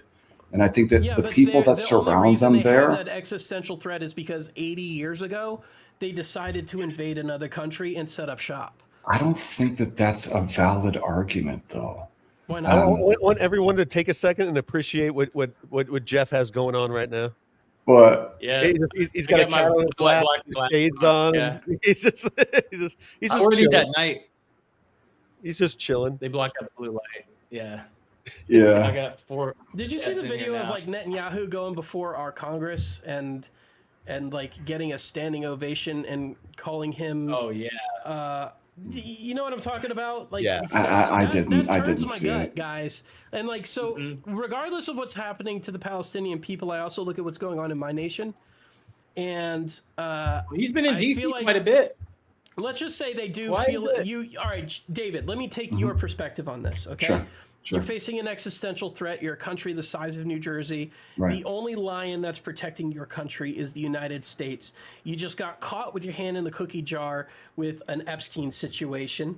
You are feeling as though the pressure is on for your So influence to be I diluted. don't necessarily grant that point about getting caught with your hand in the cookie jar there. Like, but go ahead, yeah. Okay. Yeah. Well, let's just say for whatever reason, you may feel, this is a hypothesis and you could disregard it entirely, that your influence within that country is waning. Perhaps because the very thing that you're depending on as your main source of income has just diluted their own currency through poor inflation spending under the previous administration. Are you talking And about now- in Israel or in America? U.S. dollar. U.S. Yeah. dollar. Okay. Gotcha. And Yeah. so the U.S. dollar got inflated, and the Federal Reserve is strictly owned by, like, basically like the Warburgs, the Rothschilds, these are the people who own it. So, Like, so I'm curious though. Anybody But that, what? anybody but that what- starts rattling off those names, I always think of that movie. So I married an axe murderer with like an Austin Powers dude, Mike But the Myers. point- When It's his dad's going off and he's talking about the Illuminati and how it's the Yeah, but Rothschilds and the Colonel with his that. weed. Like, Right, you gotta right, just so- study so- the history of it, and so like. But what my evidence point do you is have for that? This is, well, what do you mean? What evidence do I have for that? Well, That's I mean, actually just because- history. Paul Warburg set up the Federal Reserve in Medicis. It's those in fucking money lenders. They efforts- control everything. Fuckers. Oh, yeah, I mean, this has happened multiple times throughout history, man. Part Pretty of the reason soon it's you gonna be guys like, want Israel. Part of the hell, reason you want Israel is fucking A, because bro. you want a nation, and you didn't, the Israelis didn't. The Jewish population wanted their own nation, and they didn't have. You almost one. said it. You almost said the Jews. I know. Well, it is the Jews. Like the Yeah. Jewish population didn't have a nation. They didn't have a home.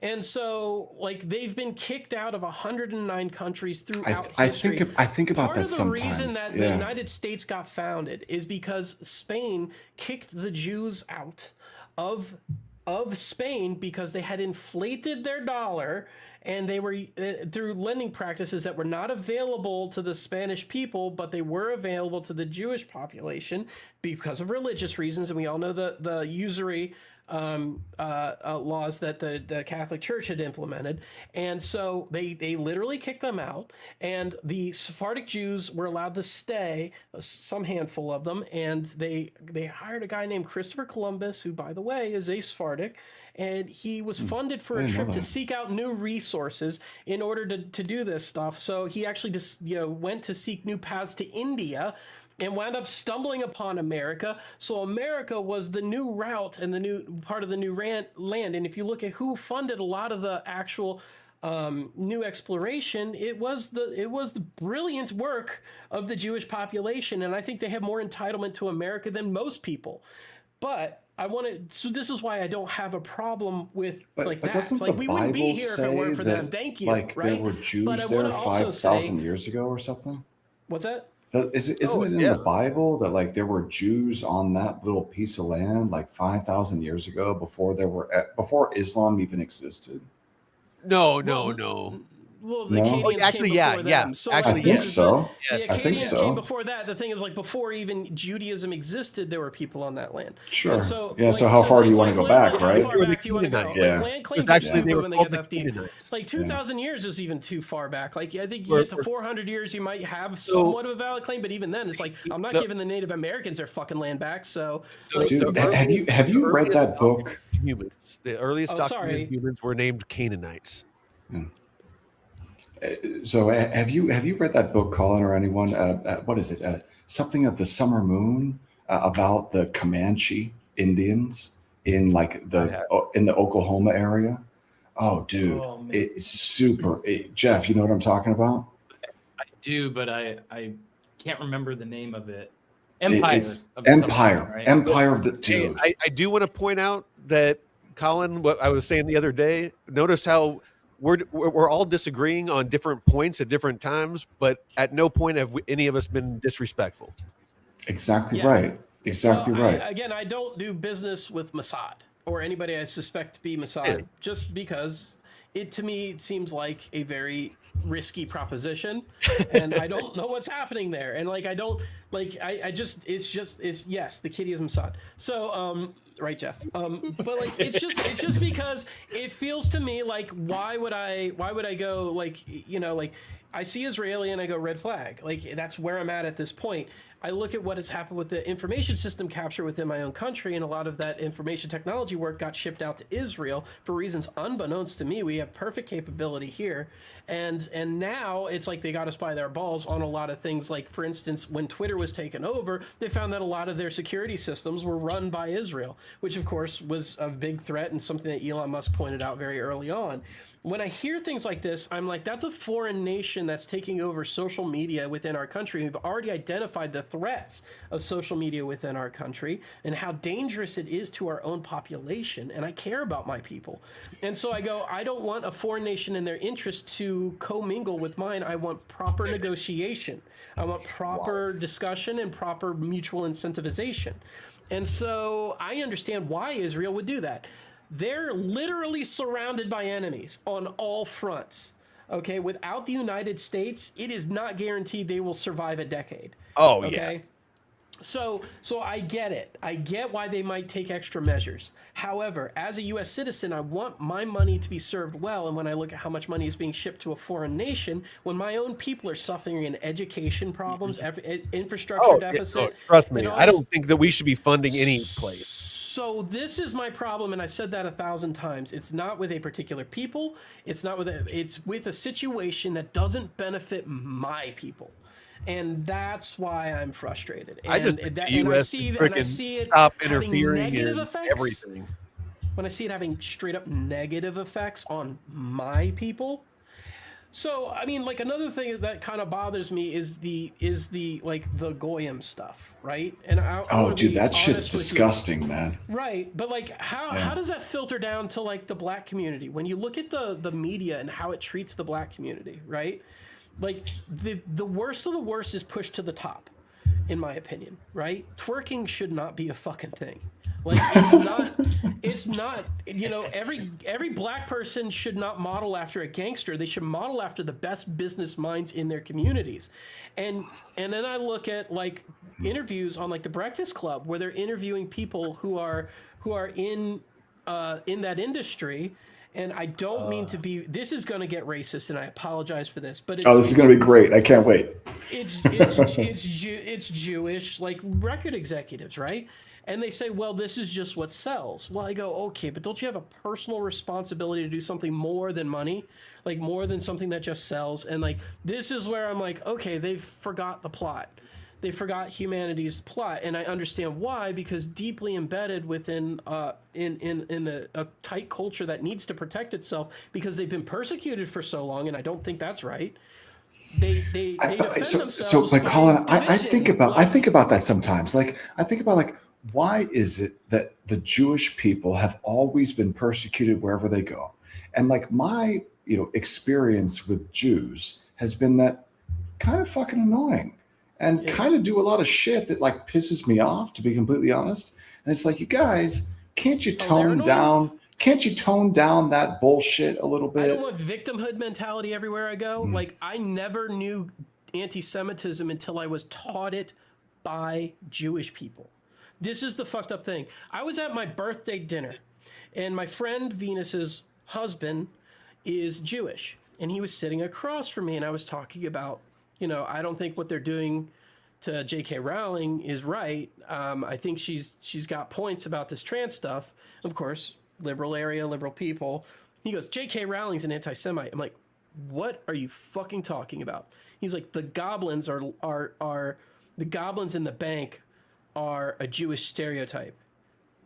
I didn't even know that. I just got taught new anti-Semitism from a Jewish person.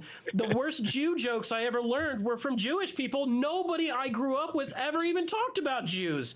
Like, where is this coming from? It's literally being fed to me from Jewish people. Why? It's so funny, man. And I don't know. I just I have a really hard time defending Gazans. Again, like I have a really hard time doing that. Like whenever I hear like, river to the sea, or like when you take a look at all of those protests that happen on college campuses after October 7th, like in my opinion, Colin, I will grant you that there are a lot of reasons like to be maybe not anti-Semitic, but it's like, dude, when you look up at the top of these power hierarchies, and a lot of the times it's like, well, there's a Jewish person there. It's really easy to blame. 32% of our country's wealth is owned by 2.5% of the population. It's like it becomes really easy to just blame people like that. But dude, it does. When this it is comes, where we check each other. Yeah. But at the same time, you have to look at this from others. But you gotta be able to like call a spade, man. You gotta be able to like say like, hey, yeah, like there is a reason why this trope exists. It's not just made up out of thin air. Like there are kind of sort of reasons where it's like, dude, like some of the shit that certain groups of people do can be really like fucking annoying, man. I don't know. But well, fucking I don't even know dude. what you're talking about. That's the best I don't part. even know. Like when you say they're annoying or something, like I'm trying to like I'm intentionally trying to be as vague as possible. I never did. I'm just talking about systems thinking. And I'm talking about like, is this a sustainable system where wealth collects in a very small portion of the population? And I go, okay, this eventually leads to bad things for that population, and I don't want that to happen. And so I'm kind of like, do you think that it could have something to do with intelligence quotient? Because I've read that like the Jews as a population, are just like a little bit smarter than like other white races or like other on average, although I'm way above that fucking average, so I don't care. But like the other thing, like to me, it's just like there's smart people of all races. Black, I'm smart too. I'm very smart. Some retarded ass Jews, don't get me wrong. Like I'm like, oh, you're one of them inbreeding types. I know. Anyway, so like, oh, dude, like I don't like the super like the. My name's Jeff. My name's Jeff. But the point is, like, yes, I do think that there's a lot of really intelligent Jewish people because first off, the IQ test is great, and I think it does measure a particular type of intelligence that is very important for success in, for instance, academic fields and things like bookkeeping, mathematics, scientific studies, things like that. And they have a disproportionately high number of people that are like that. But I think that's because, and you're not going to like this, eugenics. Eugenics? What do you mean? Can you expand on that? Okay, so right back. If your culture has no roots, right, no land, you start selecting. Whether or not it's intentional eugenics is different. There's like an evolutionary kind of eugenics, you know what I mean, where like selecting for intelligence within that subculture, and so that's why it's not because God granted it. It's because you were the word roaming tribes, and the only way they could succeed, the only ones that did succeed were the ones that could advance in areas such as lawyering and contract law and like deep banking and all these other fields, which by the way, most people didn't have to do. You wanted to be successful as an Irish guy, you need to be able to farm a good potato, right? And so like this is different selection mechanisms. And so, which by the way, there's a lot of really good banking executives who are Irish as well. Just thought I'd lay that out there. But you had to be really good at whatever succeeded so a mate would select you and you would go forward, right? So the Jewish community probably accidentally selected for intelligence. And I think that's great, and I don't hate that. We need intelligent people in this world. I don't think there's any problem with that. What I want to point out, though, is that test specifically selects for things that make them advance in fields of study. But if you look at the people who are major CEOs and people who are startup founders and things like that, they actually have high emotional intelligence as well. That can't be measured. And you can tell that. Is that even a thing? Is emotional intelligence even a thing, really? Yeah, I think it's a thing. Yeah, I think it's a thing. I think your Because ability to read I've people. read I think when we conflicting go, things hey, I'm a about little that. autistic, it just means you have kind of low EQ, high IQ most of the time. Like, you know what I mean? It could just mean you're vaccine injured potentially. Yeah, possibly. But the point is that like I do think that emotional intelligence is actually a thing because I could never be a therapist, right? And there's a lot of people I meet who could never do that well. I spent time doing that job, Colin. Yeah, I didn't quite get to LCSW, but I'm actually a credentialed counselor. There you go. Yeah, so I could see that, but like you're very good at handling my bullshit, for instance. I love this though. I really love this, man. I love spirited debate. When I was in New York City, was Israeli. So like he was also very in favor of the Palestinians at the time. So it's so funny, man. Like we need to be able to have conversations like this about really touchy topics, and it just seems as though everywhere this is impossible now because someone's going to jump in and start screaming at you and call you a bunch of names, and then it's like, well, fuck. If we can't even like talk, then and that brings up a good point, David, because I know that like one of the things that made me a light bulb go off for me, and when I realized I was moving to the right, was when I noticed who was attacking comedians. Like that's kind of like the temple or the church where everyone goes that has differing opinions, and we all just laugh at each other. Right. And when that started getting attacked, that was like a huge blow that really divided people. Because if a comedian can't crack fun. And the funny thing about that, no pun intended, is that from what I heard from comedians, like on YouTube, when they would talk about this, is they would always say like, oh, I can't do college campuses anymore. And it seems that's like, scary. Okay, well, if that's where it started from, that, you know, if the kids on campus can't take a joke because they're going to start screaming at you and calling you names, then you know where the societal rot is coming from. It's coming from those. Exactly. Yeah. You can't even have a calm conversation because the guy who went around on campuses and had calm, reasoned conversations, which, by the way, you don't have to agree with. So do you think it was the fucking Israeli Mossad little microphone bullet bomb thing, or did he actually get shot? I think he's still alive. No, man. No, there's a makeup artist behind. There's a guy, a world famous makeup artist who actually had that bullet bomb thing.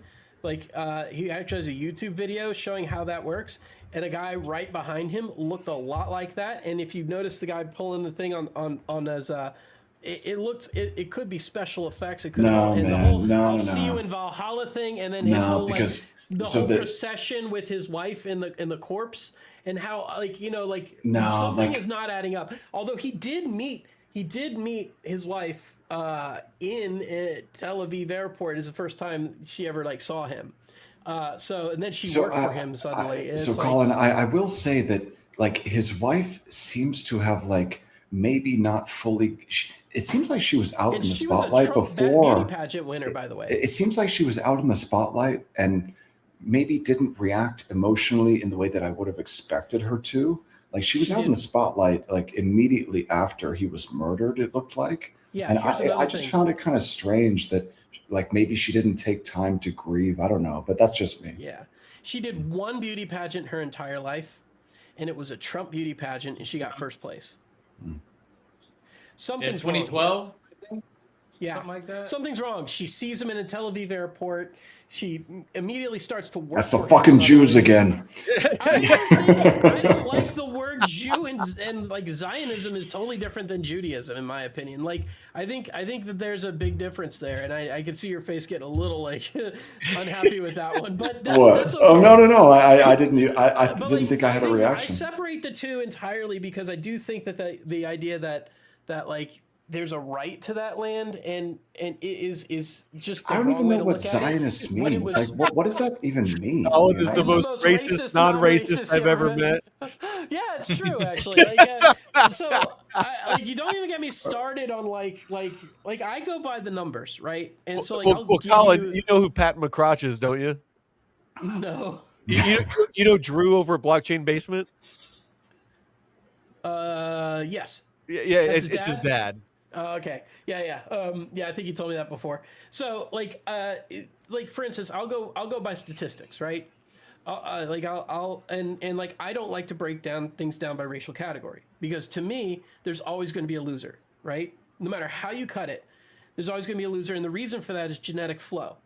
Okay, this is a known phenomenon. We see it everywhere in the world. We document it with animals. We can even see it with human beings. Okay, and it's unfortunate. Can you define it though? What is sure. What is that? All right, so if a population is kept to a particular area, that population will select for the genes that are important to that area. Okay, but if the genes are allowed to flow outside of that area into another area, then those genes tend to mingle, and you get a lot more of a normal bell curve on what actually comes out in the statistics for a particular population. So when you say bell curve, which characteristic are you talking about? Intelligence quotient or something else? The bell curve will be the bell curve. So it'll just be all human beings, okay, and then you average a subgroup of those human beings, okay. If there's a normal for all human beings, okay, they will be closer to the normal for all human beings if there's more genetic flow. Right, but hasn't that been disproven though? No, actually the opposite. It's completely fucking true. Really? Because I thought that wasn't there a seminal book written by those two doctors? Like, they refuted the bell curve. Yeah, that was nonsense. It's bad science. They're incorrect. And like this is like the problem is that people will write things to justify their beliefs, but we know this happens in animals. And we can have isolated populations within humanity, such as, for instance, Aboriginals in Australia, and see this exact same thing. We know that certain genes have not made it there, right? We know that certain genes have not gone there, and as a result, they have different like properties on not just IQ, but all sorts of things such as muscle reactivity, vision problems, cancer rates. These are all things that can actually be detected.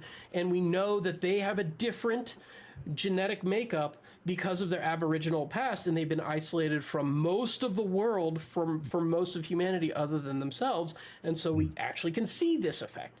So this is completely true. Like there's in my mind no question about this. But there's a problem. The problem is you forget the individual when you do this stuff.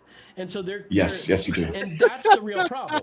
Yeah, but that's kind of the point, though, because like if my crotch says explain Somalians outsmarting Tim Waltz, then dude, the Tim Waltz used the Somalians. I think they literally.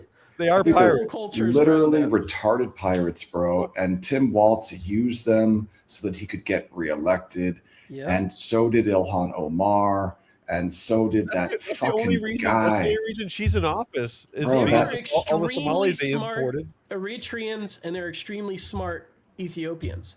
Do you know why? I don't. But if you're talking about there's a bell high curve, Jewish population. Oh, that's right. That's right. Because now you like the Ark of the Covenant. Anyway. The Ark of the Covenant. I remember. Didn't David have children with who was the? They've got their own version of Judaism. Yeah. Supposedly, historically, they're supposed to be the lost tribe of Israel. This is interesting. So what? But there's another reason too. Where are they located on the map?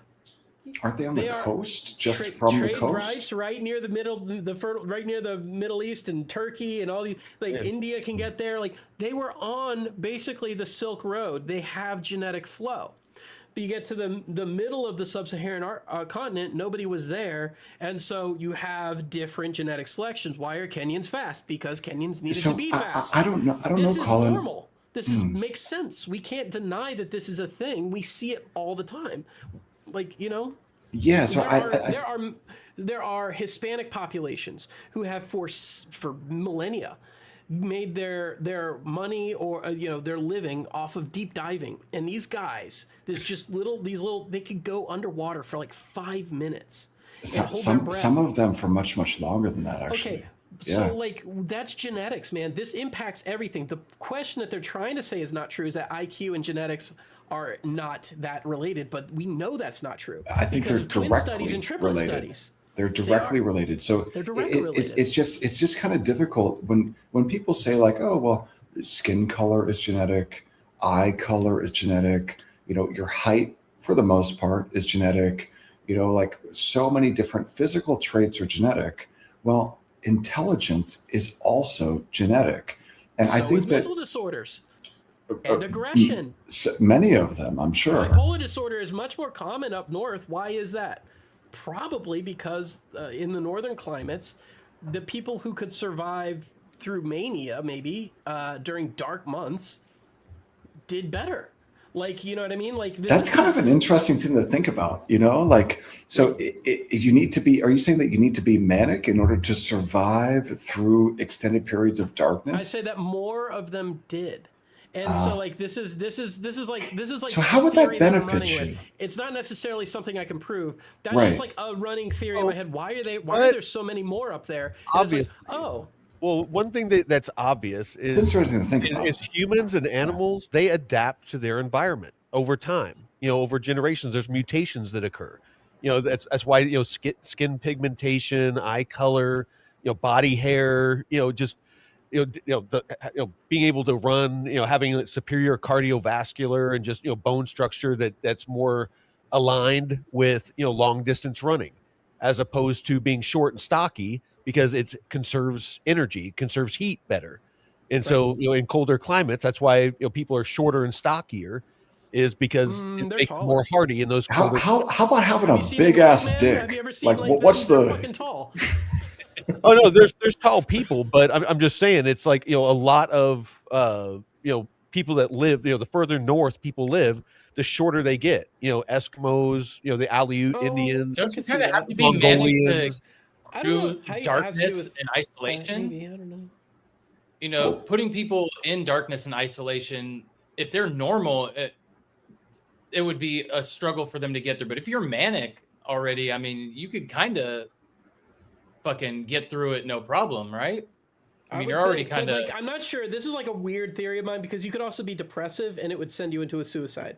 So like, but this also could have been a selection criteria, meaning that the manic people would have more sex during the cold seasons than the people who weren't manic, and they would survive the cold season because they'd be willing to go out in the cold and find some pussy. So like these are like things that I'm like, maybe there's a correlation there. But the point is that there is something to genetics and genetic flow.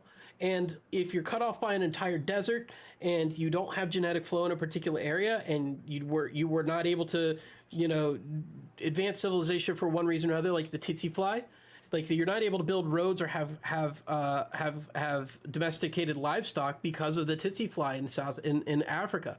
So this prevented them from building infrastructure. So they never invented the wheel. What was it about the fly that it would kill it would kill a lot of livestock, and it would kill anything that was like. That's basically all I know. So you're gonna have to do a little more research on that, because I don't remember. It carried a fever, basically. Yeah. Got it. Okay. And so like literally, like, cows couldn't survive there. You couldn't have domesticated animals. The only thing that really did survive were the gazelles, and you had to chase them down, and yada yada yada. There's a lot of different. By the way, the most genetically diverse area in the world is the African continent. And so. Yeah, but it sucks. Would have thought Australia for some reason. No, Australia's actually not very genetically diverse. Like the Aboriginals stuck to pretty much a kind of an area. I meant like just like the wildlife. Oh, yeah, I'm talking about human beings. The most genetically diverse area on Earth is the sub-Saharan African continent. I can see that. But none of them selected for IQ because they didn't have good food. The reason to select for IQ. In other words, they couldn't establish civilization because of environmental problems. And so this is like what we're dealing with now, and this is why we don't want to ever divide things like IQ or anything by race, because it is so unproductive. It seems to make sense, though. That's the thing. Like, but we don't want to, because that's how we get down the Nazi path. You know what I'm saying? Yeah, I mean, look, the only difference between communism and National Socialism is that I think one is just more racist than the other. But I don't know, man. I think that there are probably, like, at a group level, it's probably really easy to say that, you know, this particular group has this IQ or this genetic thing, whatever that is. I think that it's easy to say that. You don't agree with that? Oh, I know. The problem isn't whether or not it's easy. The problem isn't the truthfulness of it. The problem is that it is true. And why is that a problem? And so it's not productive because we want everybody to have equal opportunity under the law. It's important that our laws disregard race entirely. Oh, I agree with you 100%. But the laws disregarding race, how does acknowledging that, hey, you know what, maybe certain groups of people have this certain genetic advantage or disadvantage, how does that make them like less equal under the law? We want them to be based off of performance. Right. And so, like, I know brilliant people who are black of skin color, right? Right, me too. Absolutely, completely brilliant, right? And if they were grouped in with sub-Saharan Africans or even the African Americans who tested average 90 IQ, like, despite like every effort to change that, they've been stagnant for the last 15 years. So are you making an argument for some type of, I don't know, what did they used to call it when, groups of people were given preferential treatment, like especially getting into college, getting into schools, affirmative action. Are you making affirmative action? Okay, so you're not making an argument for it. Got it. Okay. No, I'm making an argument for ending cultural rot in the way that I don't like a command economy, but I don't like the idea that we have a system where we push the least beneficial vision of what a good human being looks like to the top of our media. I want every single black person in America to stop worshiping, rap music. Gangsters. Because rap music was not like that in the 1980s. It suddenly changed, and it was just like, we're pushing the worst of the worst, and we're pushing them as the best. And it's like, no, I think, for instance, Tupac was brilliant, and some of his lyrics are absolutely amazing, right? But we can't ignore the fact that even though he was talking about the world he lived in, that world he lived in is also a world that we don't want. And so, like, we want to start elevating voices of people who, and we don't, and so what we do is we get people who are good, like Lil Nas X, who I thought was an excellent, like, is a really stand-up nice guy, very intelligent, right? And we don't want him to start going around, lowering himself in order to fit in with groups that are low, so he could feel like he's part of that subculture. We need to end that policy culturally. It has to be a decision we make. And like, we can't demand that. We can't have the government top down say that. But it's shitty that, like, record execs look at the numbers and not look at, what ultimately will benefit them as being participants in this society. Right, and they're also fucking Jewish too, those fucks. Like, you know what we should do, you guys? We need like a lot of them are. Like P. Diddy's guy at Atlantic Records, who was putting them on to all these people, was definitely anyway. We need more Sydney Sweeneys, man. Why can't we have more Sydney Sweeneys in the world, right? Like, that's what we need, man. Well, that's the other thing, is we need to Good stop genes. feeding the lowest people the worst food, the most high calorie trash food. And like, we don't. It's literally poison, bro. It's literally poison. Literally poison. And here's another thing. Let's say, okay, so let me ask you something. Slaves in America, who survived? The smart ones or the ones who could work in the field the most with the least amount of food? Well, dude, they were, I mean, and I don't mean to be insensitive, but they were bred like cattle. They were bred like cattle. They were literally forced breeding. They American African Americans and shit, look very fighters. Different than Africans. The atrocity was insane. And so, like, what's the answer though, Colin? Which one? Well, what I want to answer is something different than what you're about to ask. The answer of why is there such high obesity in the black community in America? It's not just because there's trash food. It's also because they got excellent metabolisms, right? They can work longer on less food and build more muscle with that food. And so as a result, they have physiological advantages so that the same amount of calories in is stored as fat even more. Do you think that just makes them more? That's a conspiracy theory belief. I can't back that up. So my understanding of like the mechanism by which people become obese eating a standard American diet is that it just basically hijacks your mitochondria, like the constant sugar in everything and the seed oils breaks the mitochondria's ability to produce energy. And so you just end up like fucking constantly your blood saturated with sugar. And so, you just get fat as fuck. And that's why so many that's Americans true have for diabetes. every race, but I will say that the obesity amounts, especially among black women, is through the fucking roof. Well, yeah, because a lot of black women get incentivized to have children out of wedlock by the government. The average weight of people on food stamps? You don't think so? I think maybe it plays a portion of it, but they're eating the same food, and so they're eating mostly the same food. Although they do have like a culture around like soul food and stuff, but like to me, it's like obese people of all races, man. I think that obesity is related go to Walmart. To you'll see what I'm talking about. Oh, absolutely. Yeah, but that so I'm not disagreeing, but we're 57% of the population. If you want to do an actual like statistical analysis, you'll find that maybe that's because of low income and eating shittier food. Who knows? But one running theory I have is that there is a genetic component to this, where the African American community it's true to store calories. You know what? DeFi Don got it right. It's they do glamorize a big booty, so I know, but dude, effect because they weren't always like that. But dude, honestly, like when you say like a big booty, like a lot of those women, bro, it's like fucking. You talk about a dump truck, man, like, bro, like. Yeah.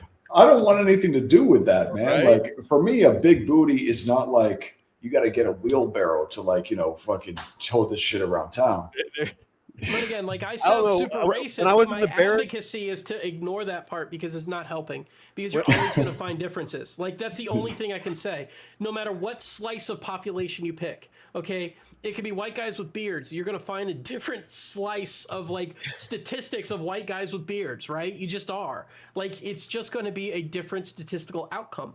And so this is why when we measure things by slices, it doesn't help. Like it doesn't help at all.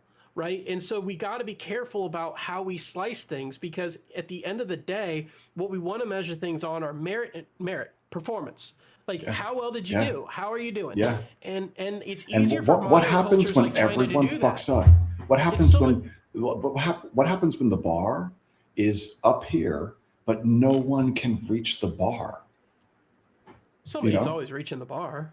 Well, hopefully. I don't know, man. Like, I think this is insane to say that they can't. My godson is half black, half Hispanic. My best friend is Hispanic. He's a millionaire. He's a anchor baby. Like, what I mean? He came from nothing. He went to Annandale High School. It's not a good high school. It's right up the road from me. He's still a millionaire. He has no college education. So wouldn't you call that an outlier? His wife is a lawyer. She's black, and she did just fine because she was fucking raised right.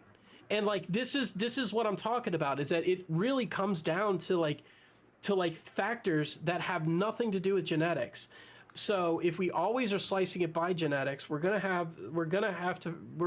ignoring merit almost. We're just literally making it easier for people to be lazy. Is it more nurture or is it more nature in your opinion? I think it's 60% nature.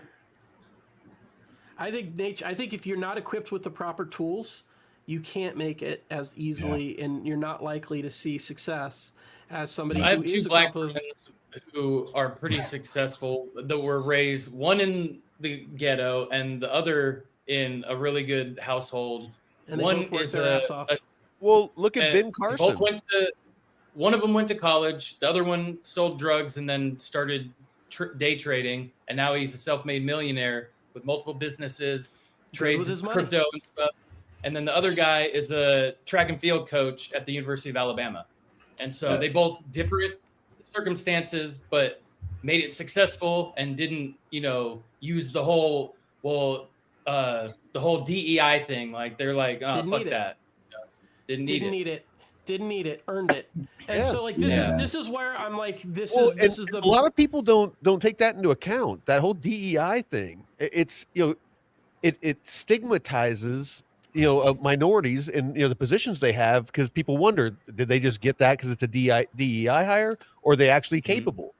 It takes a lot of merit away from people that actually Mike, worked to get there. When I see a fat black woman with purple hair in a position of power, I immediately think if she opens her mouth and she sounds retarded, I think like, oh, okay, that's a DEI hire. There's like a trope around that. Yeah. It's almost like, you see it so many times. It's like, oh shit, like, did this person really deserve that job? Or were they just like part of a quota system and were given it? Well, I don't know. How you talk is as important guys as what get you involved say. with women's sports, and like taking the trophies and stuff like that, and the awards, and it's the same thing.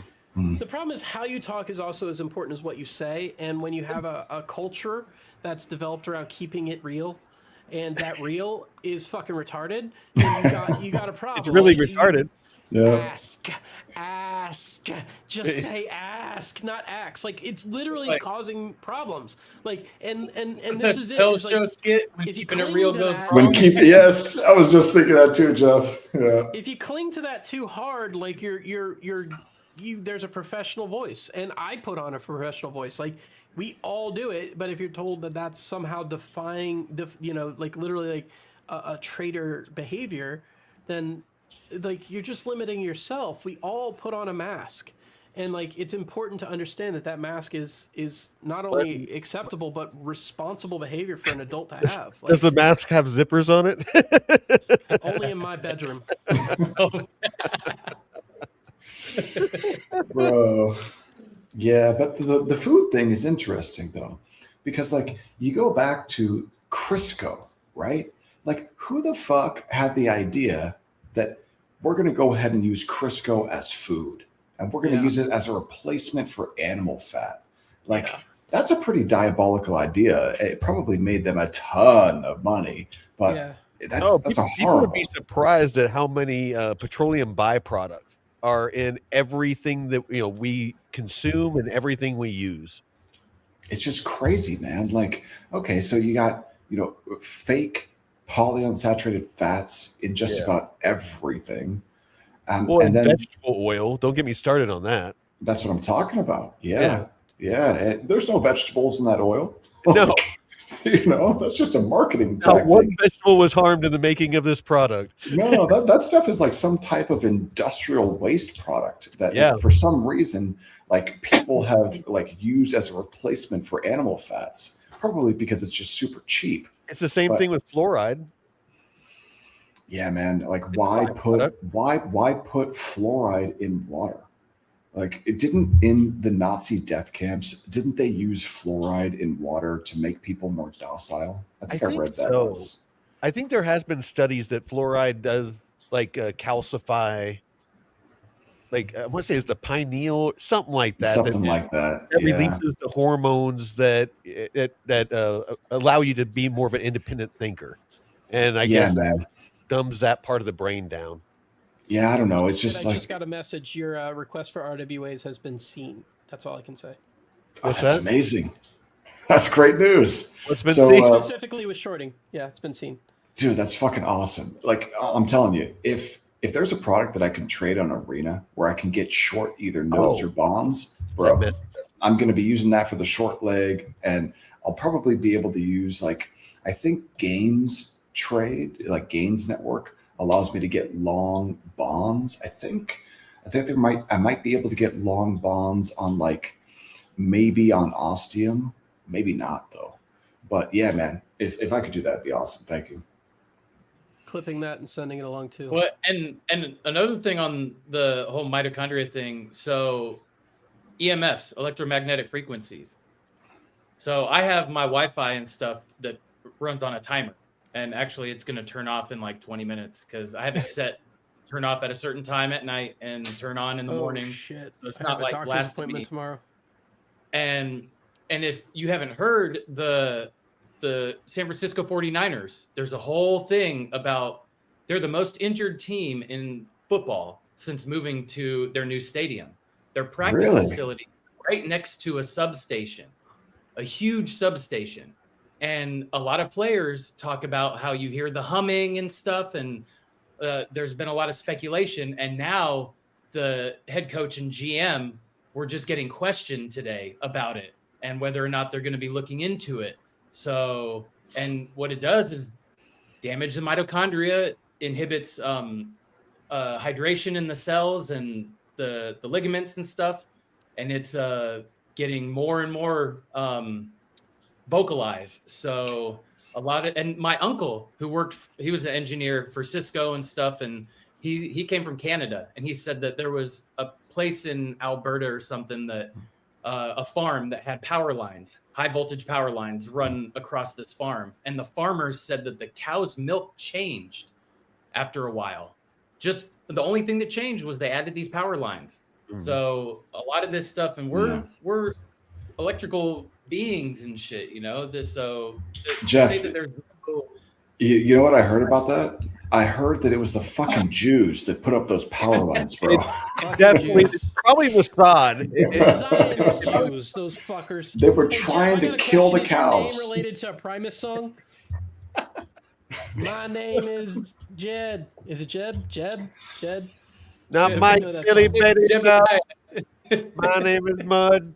Mud, that's it. It kind of, when I read it, I was kind of. of. Was that Primus? Wasn't that like Primus? Yeah, it was Primus. Yeah, it was Primus. Yeah. All right. I got a doctor's appointment in the morning. Yeah, I got a dip. All right, you guys. It's been fun. Colin, it's a lot of fun, man. Yeah, I really enjoyed it. Yeah, he is really. I'm not Mossad. I know, right? Don't forget, it's always the Jews. Dude, you know what's so funny about that, though, Colin? Like, on my mother's side of the family, it's straight up Aryan Germans, bro. Yeah. Like blonde hair, blue eye, Aryan Germans, dude. Yeah. Weird. Yeah. Yeah, my side of the family, it's all Germans. They were there during Nazi Germany. They were in the camps. Papers? See your papers? No, I'm kidding. Actually, my grandfather thought he was German his entire life, and then we did a genetic analysis of my mom, and she's 99% Irish. And we're like, Grandpa, who's your dad? He's dead now, so we don't know. But like, literally, like, I don't think I have an ounce of German in me. It's all Irish and Italian. So I'm Swedish and Irish. You're the Swedish guy I know. Well, you've been to Finland. I'm sure that you've met some people. Norwegian. Hell yeah, There's you guys. barcodes on the Swedish ships. What's that? Do you know why they put barcodes on the Swedish ships? I do not. To Scandinavian. He'll be here all week. Tip your waitress. All right. Well, I appreciate you guys. Thanks, you guys. That was fun. Pasta. Peace out. Go out.